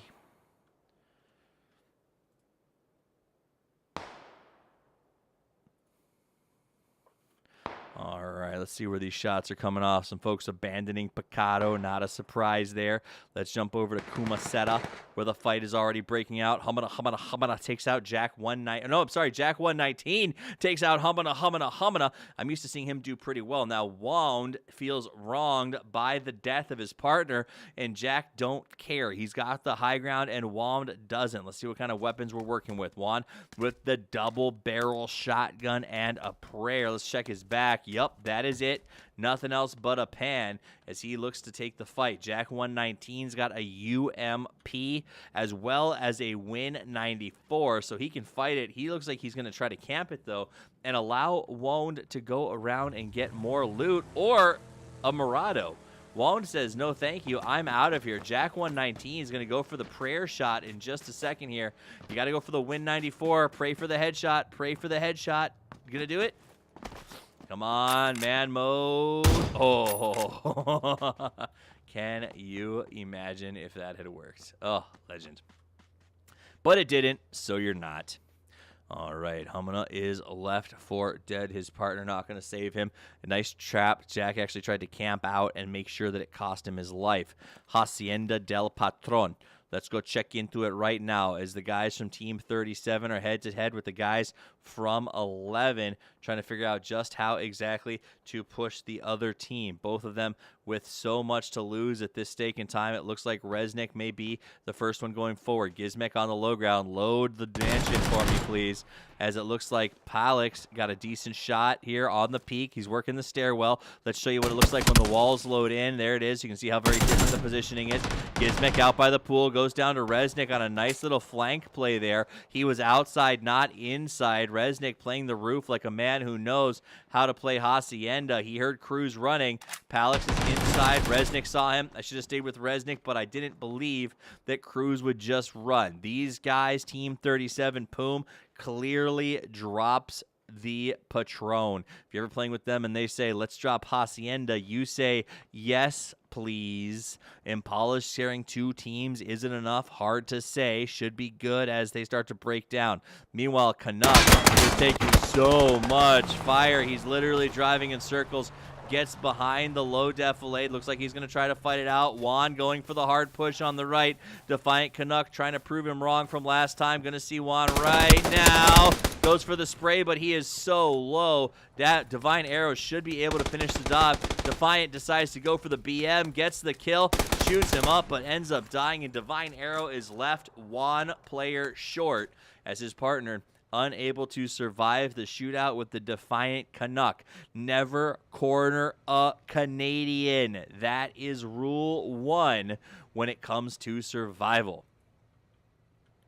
All right, let's see what else we got working with here on the map right now. Jack still in sort of a weird throwdown. Humana. Still crawling about.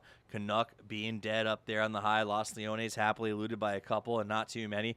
Don't shoot me, already locked up into a hideable position, interestingly enough. Taco and Capitalist going to head right down towards him, south of Bandita. Our Canton military team still looting with a bit of a gatekeeper in the form of Lush. Water treatment's got 2 late rotation there. Foul incident. Remember, these guys got that spoiler behind them last time. Decide to slow play it on their way out of Pozo. Nobody wants to be the Pozo Bozo. You got to get that rotation timing right, or you will be known as such. Galdroth taking some shots here, way off in the distance. That was what we call a optimist shot. Did manage to connect once, but Capitalist and AC Taco. Oh, is that where the shots are coming from? They do jump out and decide to settle up, park the car, and loop back around. They may play some gatekeeper on Galdroth here. Taco going to come out in the front position, do a little bit of scoping for himself. That range is so high, I can't really see much else coming out of it. They are going to shoot a garbage man. He should be fine. Meanwhile, Walk TV. Let's see what this guy's dealing with. That's Picado. Shoots out on Roos. Now Hades has to try to make a push on his own to save his partner. Got nothing. There it is. AK with the red dot. Looking around on the stairwell, trying to find his way. Window. Looks like he's trying to get the peak. His partner is way below him. Getting to him is going to be very, very difficult. Holding the corner. Let's see where his opponents are. Sneaking their way up the building right now. He's going to see it in just a second. We'll go back to first person. No, why? We wanted to have Desi's angle. That's Desi goes for the breach, pushes through, actually survives it. He's so low, he did it! He did it! Hades not only got the double, but he got the res. Gentlemen, wear those Hawaiian shirts with pride because you just double tapped the boys from 2 solos, 1 building, and they are left for dead at the hands of we duoing this because hell yeah you are. Garbage Man in a bit of a shootout with Galdroth. Let's jump up to that 4X while he's taking those shots, doing some work. Kapow. But he doesn't know Garbage Man's a balla. So if he stays up here too long, he may end up suffering. Friendly fire, anything but friendly as they hold this high ground. Nobody around to play spoiler. We do have Team 46 in the distance. Maybe they get involved. Maybe they don't. We'll have to wait, watch, hope, and listen. Rotation on the long, down to the ounce, Spittle and Party looking to get that south side of the circle nice and clean for them at the moment. Looks like we got ourselves a care package. Let's go see what's inside of it. Hello? Oh, there it is. All right, it is going to be an M249 and a cheek pad. So not bad. Honestly, my second favorite gun in a care package, but a lot of players at this stage not going to be super hyped because Miramar, a sniper-heavy map, but still an awful lot of FUD to go off on. MLG, the Doc, hiding out up here. I think that's just a ghost. I think he moved on, and it's still a bit of a bug there. May up here in this weird little grotto position, wound on the rotation. Los Leone going to get crowded a little bit sooner. People seem to like going in, hiding in there. Yuntong running towards Puerto Paradiso. May run into opponents here pretty soon. The military boys ahead of the blue making their long rotation. That's J-Dog Duke and his partner coming in geared to the 9s, if I don't miss my guess, having spent that much time chilling at the camp.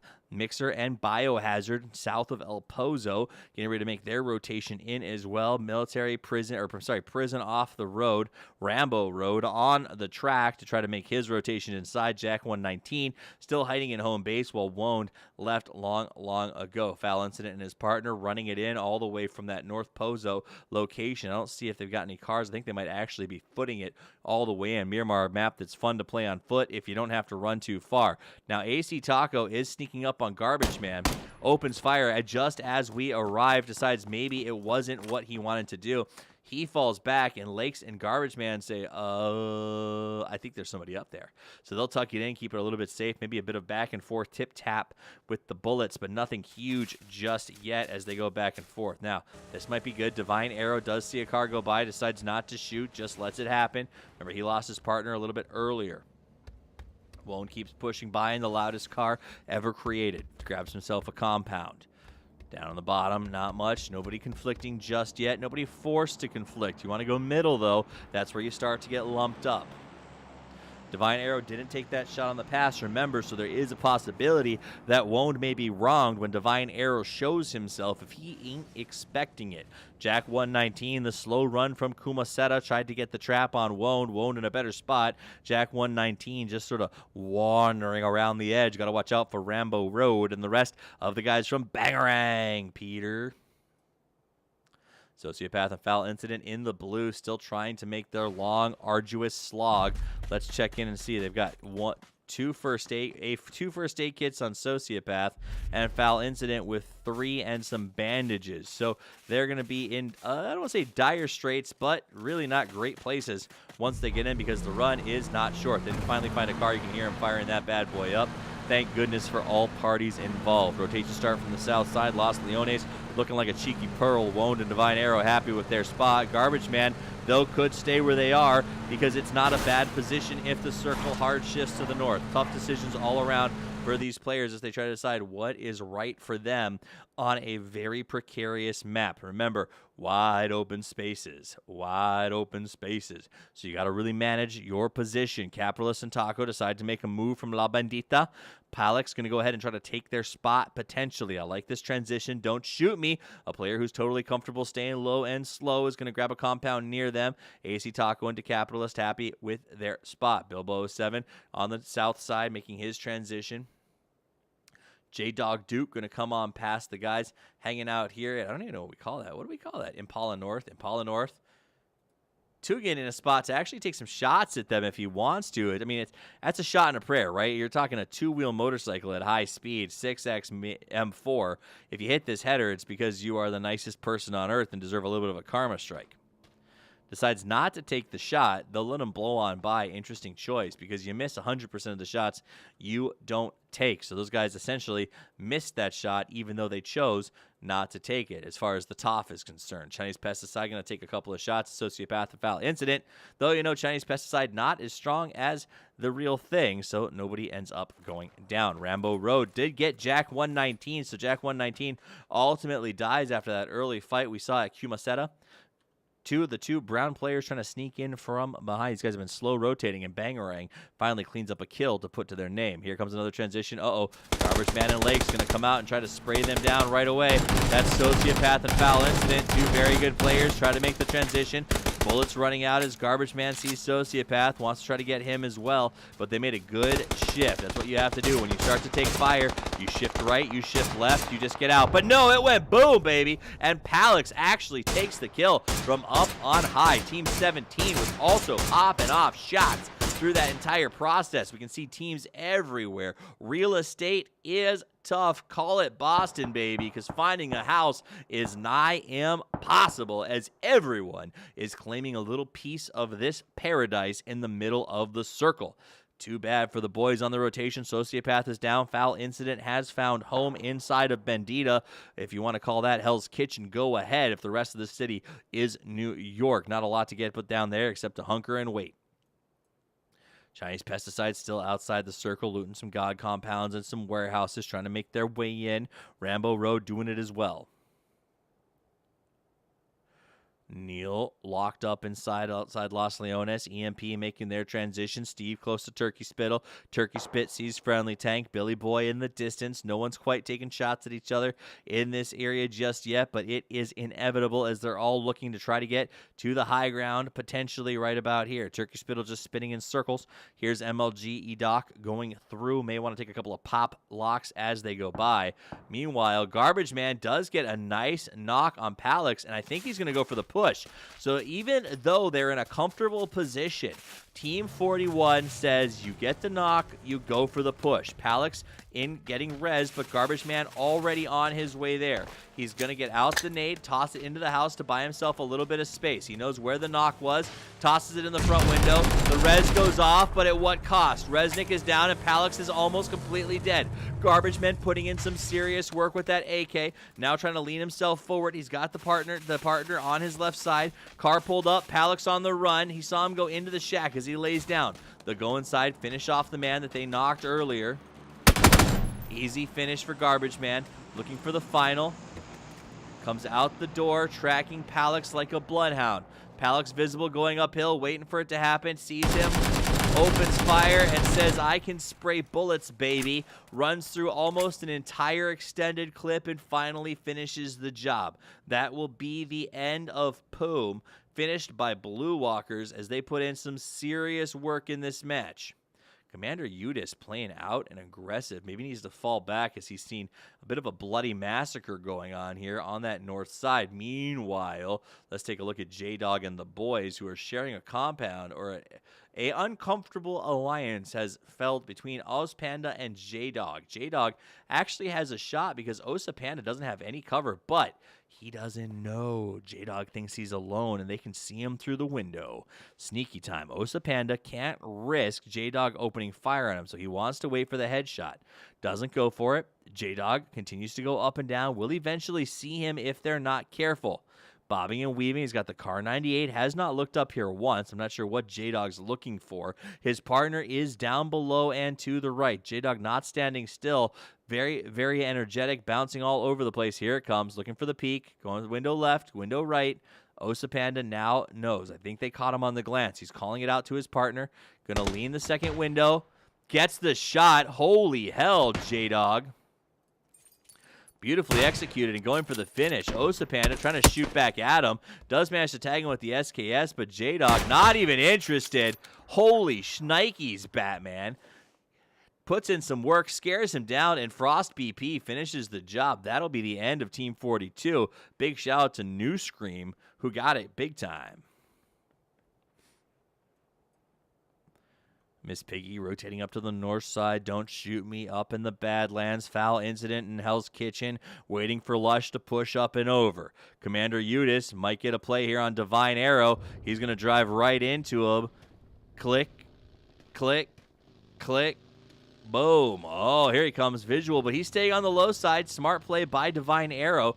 Will be visible in just a few seconds, though, as they open fire on him. Divine Arrow does make it over the stop into the rut, so a nice play by Divine. Really well, a good understanding of the map. Let's jump over to Woned, who is inside, sharing a building with Tequatro. Woned trying to hold the high ground. Miss Piggy thinking about making the play. Gonna go ahead and peek the window. They found the Murado parked inside. Out comes the Molly. They're gonna start tossing nades to the high ground. Maybe getting a bit of a breach. You toss two flashes in the top. Nothing they can do to stop you if you time it right. Nade comes out. Was it cooked? I don't know. Yes, it was. Gets him low, but not low enough. Miss Piggy tosses out a second nade. Concussive force just about everywhere. Woned on defense. More cars driving by. Bill Wonka goes on past. Woned with the pre-fire. Holding that little angle there, looking for someone to make a mistake. They can just leave him up here. They don't actually have to breach him, and I think that they're realizing that right now, that it's sort of a fool's errand to push in somewhere like that when you don't need to. So we'll keep an eye on this as both of these players continue to try to find themselves a position. Piggy and Woned outside. Looks like they may actually continue to go here. They smoke the bottom of the stairwell. Woned going to still hold it. They have to know exactly where he is at this point. No flash breach available. Underhands the smoke to just keep confusion going. And honestly, if I'm these guys, I just stop messing with it. It's just not worth the trouble. Go somewhere else. Do something else. Sounds like they might try to come, though. Wone's still on the second floor. Here's Take You going around. Remember, those boxes are climbable on the outside. Wone watching the stairwell. Miss Piggy to the oh, never mind. They're on the climbable side. Nothing you can do to get Wone out of there. It takes a perfect grenade toss this way through this door and up the stairwell at the same time to make the breach possible. In duos, it is very, very difficult to accomplish. They pretend they're driving away and obviously don't. So that's interesting. Man, you guys are boring. Let's go somewhere else. Anybody else doing cool stuff? Oh, here we go. Garbage Man taking out tires and blowing up cars. Garbage Man didn't do it. It was Lakes this time, but Team 41, the Blue Walkers, putting in some serious work again as they take out Not So 8210 on his I'm sorry, that wasn't him. That was Dafong that got that knockout. But Lakes gets a nice little kill in the car. MLG, the E-Doc, left for dead out there. Divine Arrow working. Wone stops. Oh, so they did it. Wone finally made that play. He was able to get the knock there. Miss Piggy, however, should be able... Nope, no res. He tried to go up the stairs by himself? It's strange. Miss Piggy and Wone now in a 1v1, so I don't know where that breaks down to. They're both in the circle, so they don't have to do anything. Why push up there if you don't need to? Meanwhile, in Hell's Kitchen, we've got 3 teams in La Bendita. All of them in their own position. Not much that you have to worry about here. You just kind of go to the high ground and lock up a house. Remember, it's a terrible place to live, but it's a great place to hide. And it's exactly what they will continue to do here in the Bendita Boys. New circle establishes itself. Divine Arrow inside, the church inside, the hill inside. Lots of strategic locations and high ground, especially right here at Minas Generales, and nobody is there, so we do have to kind of keep that in mind. Now, Koto taking some nice shots here at J-Dog, but we saw J-Dog with some 6 shots earlier, Frost BP as well, so we're going to go ahead and watch this fight from their perspective, because these guys have been dynamite with the Car 98. Let's see what J-Dog can work out here. He's looking for his opponents, Evil Dio and Kotov. With the wiggle waggle, hoping to find someone. They got to watch that ridge up to their left side. That could be their undoing if they're not careful. Looks like Evil Dio is making the smart play. They're just going to advance away, but Taco might spot them, and he does. Sees him crossing the ridge, says, all right, time to open fire. Mini, wow, that M16, the first 2 are dead on. The next 3, not so much, but it doesn't matter. Capitalist puts in the work to finish what Taco started, and they ruin, punch holes in the guys from Team 19. That'll be the end of Lovi Topor. And that'll be the end of them. J-Dog now with clear push ahead of them. Looking over here at Hell's Kitchen. Everybody's still doing their hiding. Divine Arrow choosing not to move. Garbage Man sent Lakes out to a new compound. They're doing a bit of a leapfrog push. Smartly executed here. Team 36 out in the blue. What are you guys doing? Taco's taking shots. They're taking the cars out there from J-Dog. They don't necessarily want to fight them, but they definitely don't want to let them move closer into the circle. So gatekeeper role in full effect right here. Up and down, still making the weaves there. They see him going. They took the second car and made a run for it. And I think the transition actually worked. Meanwhile, let's jump over to where more fights are happening out here on the map. It looks like the Picado wars are on. DeLorean in a bit of a rushed fight. Lush goes down to the Capitalist. They were taking shots earlier. They went together. They heard these going off and turned back to fight. That is some craziness going on. Don't shoot me hiding out. DeLorean back into his hidey hole. Cars rotating all over the place and getting annihilated. Dupong and Any Mile get knocked down. Turkey Spittle trying to take the high ground here. Meanwhile, Team 25 also eliminated. Roost in a fight with 12 ounces of cocaine. That's not a fight you want to be in. Hazalius pushing forward right behind 12 ounces. Looking for their chance to make a move to the right. Just trying to scout their opponents. 12 ounce is a pretty good idea. Exactly where Galdroth and the guys are. Galdroth and Udis coming up over the hill right now. They're inside the blue. Got the spray weaponry out. Who spots who? He's low on health. It's probably going to be 12 ounce, I think, as he comes around. But he's exposed to third partiers. He now sees Galdroth. Sets up the 8X. Opens fire but can't win the shootout. Galdroth comes out on top, and his partner in second. Both are low. Goes for the heel very, very quickly. 12 ounces of cocaine just outside the blue circle. Eliminated, and allows Judas to take the rocks. Down inside, we've got Woned hiding behind inside of a little sewer. Oh, I didn't even know that shack went into the ground like that. That's pretty dope. Cool little hiding spot there. Meanwhile, Lost Warlord tries to get to Steve. Garbage Man separated from Lakes. Both of them playing the separation system as they try to defend what little bit of land they have. Capitalist coming in aggressively against EMP, looking in the wrong direction. DeLorean could cause some trouble here as he goes around the outside of the blue line. No trouble when the Cap is in the house. He sees them and reams them. Foul incident and don't shoot me, the last survivors, the lone survivors of Hell's Kitchen. Foul incident waiting, though. He's got that AK. Capitalist didn't see it coming, but he somehow still wins this fight. What the flying F. Foul incident is taken down. Cap is only at half health. Don't shoot me, hiding inside the blue. But these boys don't mess around. They get all of Hell's Kitchen cleaned out. Don't shoot me, maybe play spoiler here, but not unless you shoot wicked early, because these guys are unstoppable at the moment.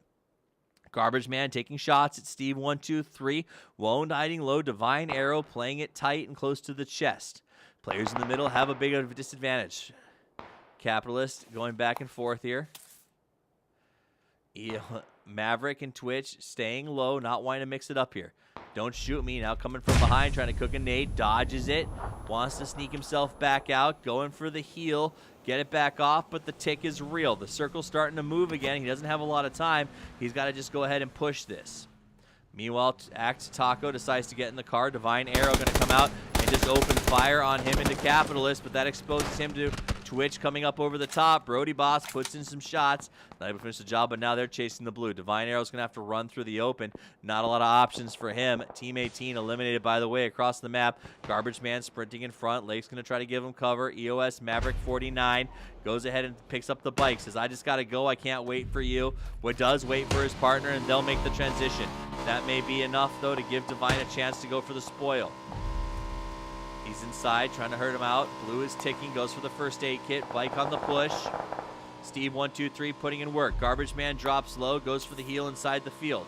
Motorcycle's got no tires. Both of them die out there in the open to the blue. Meanwhile, Lakes and Turkey Spittle hiding low. Fights inside the blue. Warlord pushing in on Galdroth. Lost Warlord trying to find his opponent.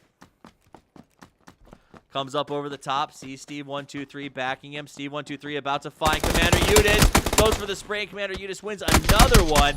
Excellently executed. He does ultimately go down, though, so Lost Warlord comes out on top. Galdroth drops. Lost Warlord heals, but Steve 1, 2, 3 falls victim to the third party of Mixer. And then Biohazard, of course, falls third party to Steve 1, 2, 3. Now, this is quite the shootout going on here, gentlemen, across the map. J-Dog and Frost BP, who made that transition earlier, make it down to that spot. We're going to go towards this compound as Turkey Spittle is hiding inside of it behind a box.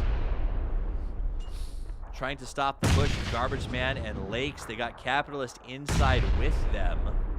Look at this. And they are basically playing 3v2, covering Lakes as they try to make the push. AC Taco may see them go up over the hill. Either way, they're going to run into Lost Warlord and Steve 1, 2, 3 here shortly. They did leave the building behind, taking shots from behind. Almost out now. They got to make their play. Lost Warlord just behind the hill. Thought they might have seen him, but they didn't. They're playing Trail. Garbage Man and Lakes going up to the high ground. Twix AC, Turkey Spittle waiting to push with the circle. Lost Warlord down. He's going to take ticks, but the ticks are too strong. Turkey Spittle goes down to Taco. Lakes slides forward, knows they're coming from this side, but he knows Capitalist is a banger. Doesn't want to come out and get himself into too much trouble. Victra in the distance. Lines up the AK shot. It's perfect. Perfect. They eliminate two teams just like that. Absolute magic. Lakes with the lean. Gets the shot on the first try. Follows the blue. Trying to get himself in. Jumps to the car and says, I just got to go. No hopes, all prayers. Got to get Garbage Man. Pick up your partner. And Do-Si-Do leads the charge. Victra is down. 2 teams left, 4 people alive. It's J Dukes, Lakes, Garbage Man, and Frost BP. These guys snipe and these guys bang. Who comes out on top? Gotta be honest, Frost BP's got less coverage than Lakes and Garbage Man. They drove to the circle, so they've got to make the push. Garbage Man and Lakes in a really good spot. Loads it up, looking for his opponents. Doesn't quite know who's who. There's bodies everywhere. It's a drowning pool song as far as these 2 teams are concerned, and they want to be the last 2 to hit the floor. J Duke now visible, dumps behind the car, sees that head, goes for it. Lakes takes the shot, can't quite connect. Frost BP back to low, heals himself up. J Duke gets the nades, tossed out. Garbage Man with the SLR. Lake switches to the M4. J Duke still doesn't know where they are. This will leave him exposed in this transition. Garbage Man sees it, opens fire, and J-Dog takes a lot of damage. Back to Lakes, got the M4 out, knows Frost BP is probably making his transition. Frost BP on the tuck and slide, left and right. Lakes is waiting for it. Sees him peeking. Easy smash. Has time to heal. J-Dog by himself looking for the snipe. Can he get the magical moment? Waiting for it. He's inside the grass. Not in the circle. Misses Garbage Man, and that should be the end of him. Easy peasy, lemon squeezy. Blue Walkers puts in some work and ends the game.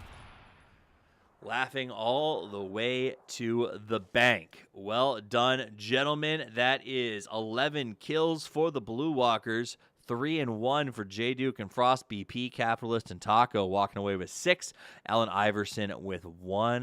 Victra and Biohazard ran out the top 5 with 3 kills to their name. You are watching the 2018 CyberPowerPC Extreme Gaming Series for PUBG, brought to you by Intel and powered by Battlefy. My name's Toffees. You can find the information at battlefy.com/CyberPowerPC, and you can find me at Toffees TV over on Twitter. I'm going to stick around and wait for the scores to be tabulated. Once I have them, I'll come back and try to show them to you on stream, and then once we do that, we'll probably wrap it up for the night. So don't go anywhere. Stick around for scores, and we'll be back in just a few minutes.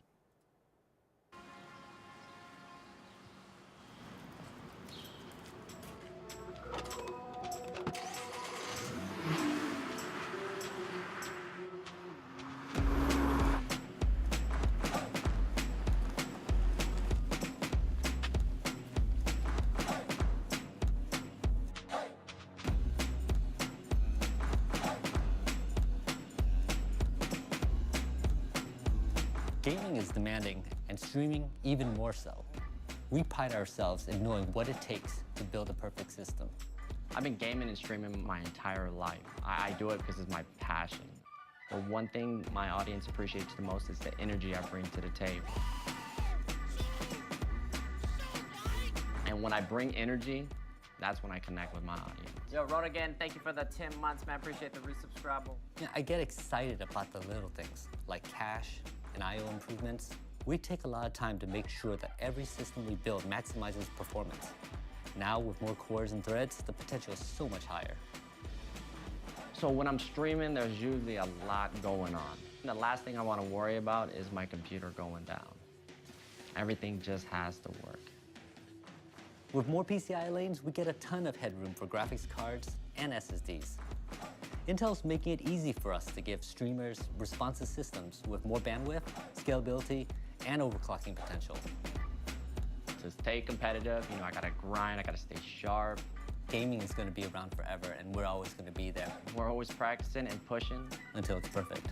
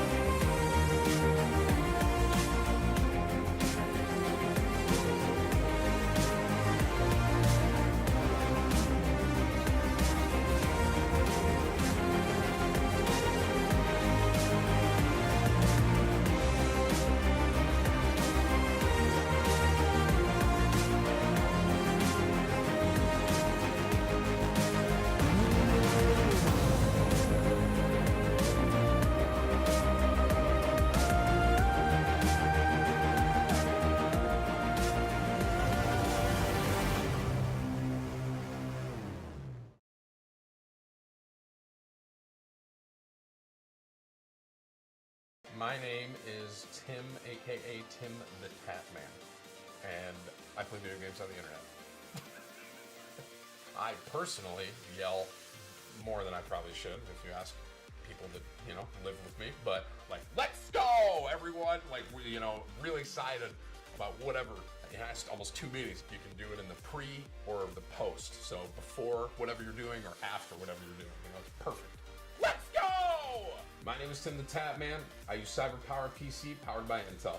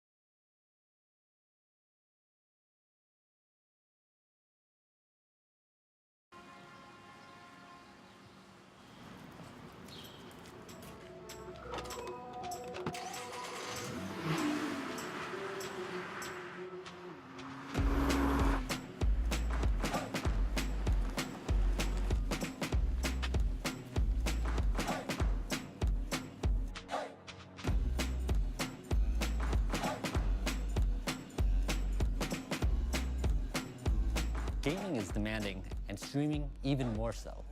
We pride ourselves in knowing what it takes to build a perfect system. I've been gaming and streaming my entire life. I do it because it's my passion. The one thing my audience appreciates the most is the energy I bring to the table. And when I bring energy, that's when I connect with my audience. Yo, Rotogan, thank you for the 10 months, man. Appreciate the resubscribe. Yeah, I get excited about the little things, like cache and I/O improvements. We take a lot of time to make sure that every system we build maximizes performance. Now, with more cores and threads, the potential is so much higher. So when I'm streaming, there's usually a lot going on. The last thing I want to worry about is my computer going down. Everything just has to work. With more PCI lanes, we get a ton of headroom for graphics cards and SSDs. Intel's making it easy for us to give streamers responsive systems with more bandwidth, scalability, and overclocking potential. To stay competitive, I gotta grind, I gotta stay sharp. Gaming is going to be around forever, and we're always going to be there We're always practicing and pushing. until it's perfect.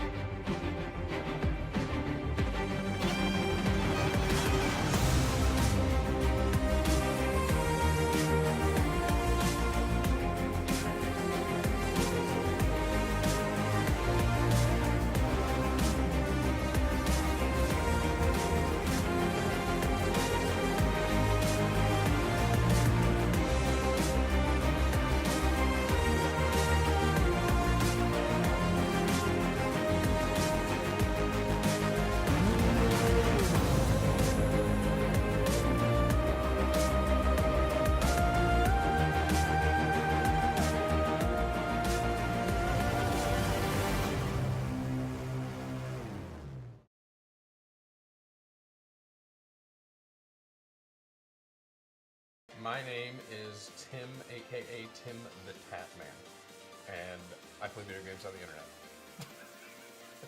I personally yell more than I probably should if you ask people that, you know, live with me, but like, let's go, everyone. Like, we, you know, really excited about whatever.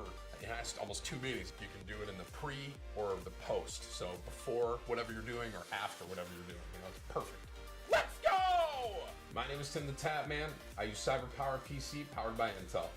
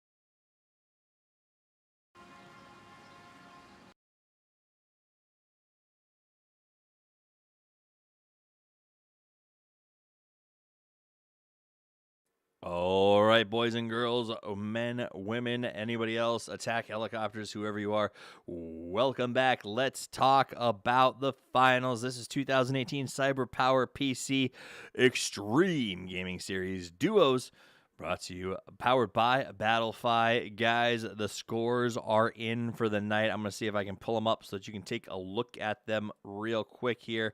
Yep, that looks about right. There it is. Ignore the tabs and just look at the middle of your screen, ladies and gentlemen. Global standings as they are right now. Trust no one. Actually, I should do this. Look at this high-quality production value as we go. I just want you to see it all. I just want you to see it all, boys and girls. There we go. All right. So, global standings are in. Trust no one comes in first place with 225 points and a whopping 28 kills. That's Light Show and Shabal. Second place, 170 points with 25 total kills. Garbage Man and Lakes. Third place, Sweaty Nerds, Help the Elf, and Trevor, 18 kills and a lot of points. Fourth place, Friendly Fire, Galdroth, and Commander Udis. Fifth place is Foul Incident and That Sociopath. In fifth, Jabronis are Filter 41 and Lahatlam. Washed Up to Cannon and Hana. ADR Wells, Kid Cody and Lata. Turtle Squad, Don't Shoot Me, and L2P Lush come in ninth. Deranged Red, Humana, and Wound. Eel gets 11th. 12th goes to Pan. 13 is Sigil. Awkward Bandits with 11 kills, by the way. 11 high kill count, but not great placement for 14th. Fuzzy Bunnies takes 15th. New Scream is going to be 16. 17, Hazard Vict. Fear Red gets 18, Medevac gets 19, and Grunto Onyx gets 20. And that's all she wrote for the top 20. I'll scroll slowly down the rest in case you want to watch the VOD, or you can go to battlefy.com/CyberPowerPC Extreme Gaming Series with some dashes between the words, or you can click on the links here on the channel. But guys, it has been wonderful spending the evening with you. I hope that you had as much fun as I did, because I know I sure as heck enjoyed myself. So we'll be back tomorrow at 4 p.m. Eastern with yours truly, bringing you even more action. So make sure you're back. If you want to know more, you can follow me at Toffees TV over on Twitter, and I'll let you know when we go live. But that said, I'll leave you with some final thoughts from the band we've been spending our evening with. It's late at night if you're on the East Coast, early if you're on the West. But either way, boys and girls, I want you to settle in and sleep easy. It's a little bit of a love song from Fever Fever. My name's Toffees, and I've enjoyed the crap out of spending the night with you.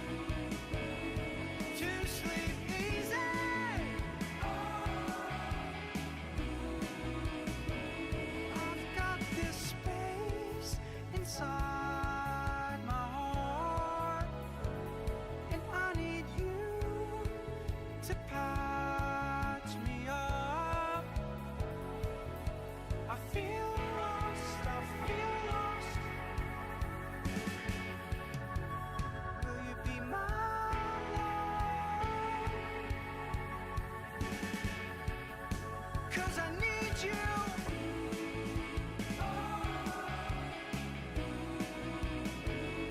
To sleep easy.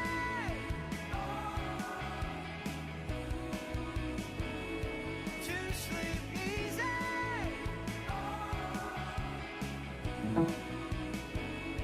To sleep easy.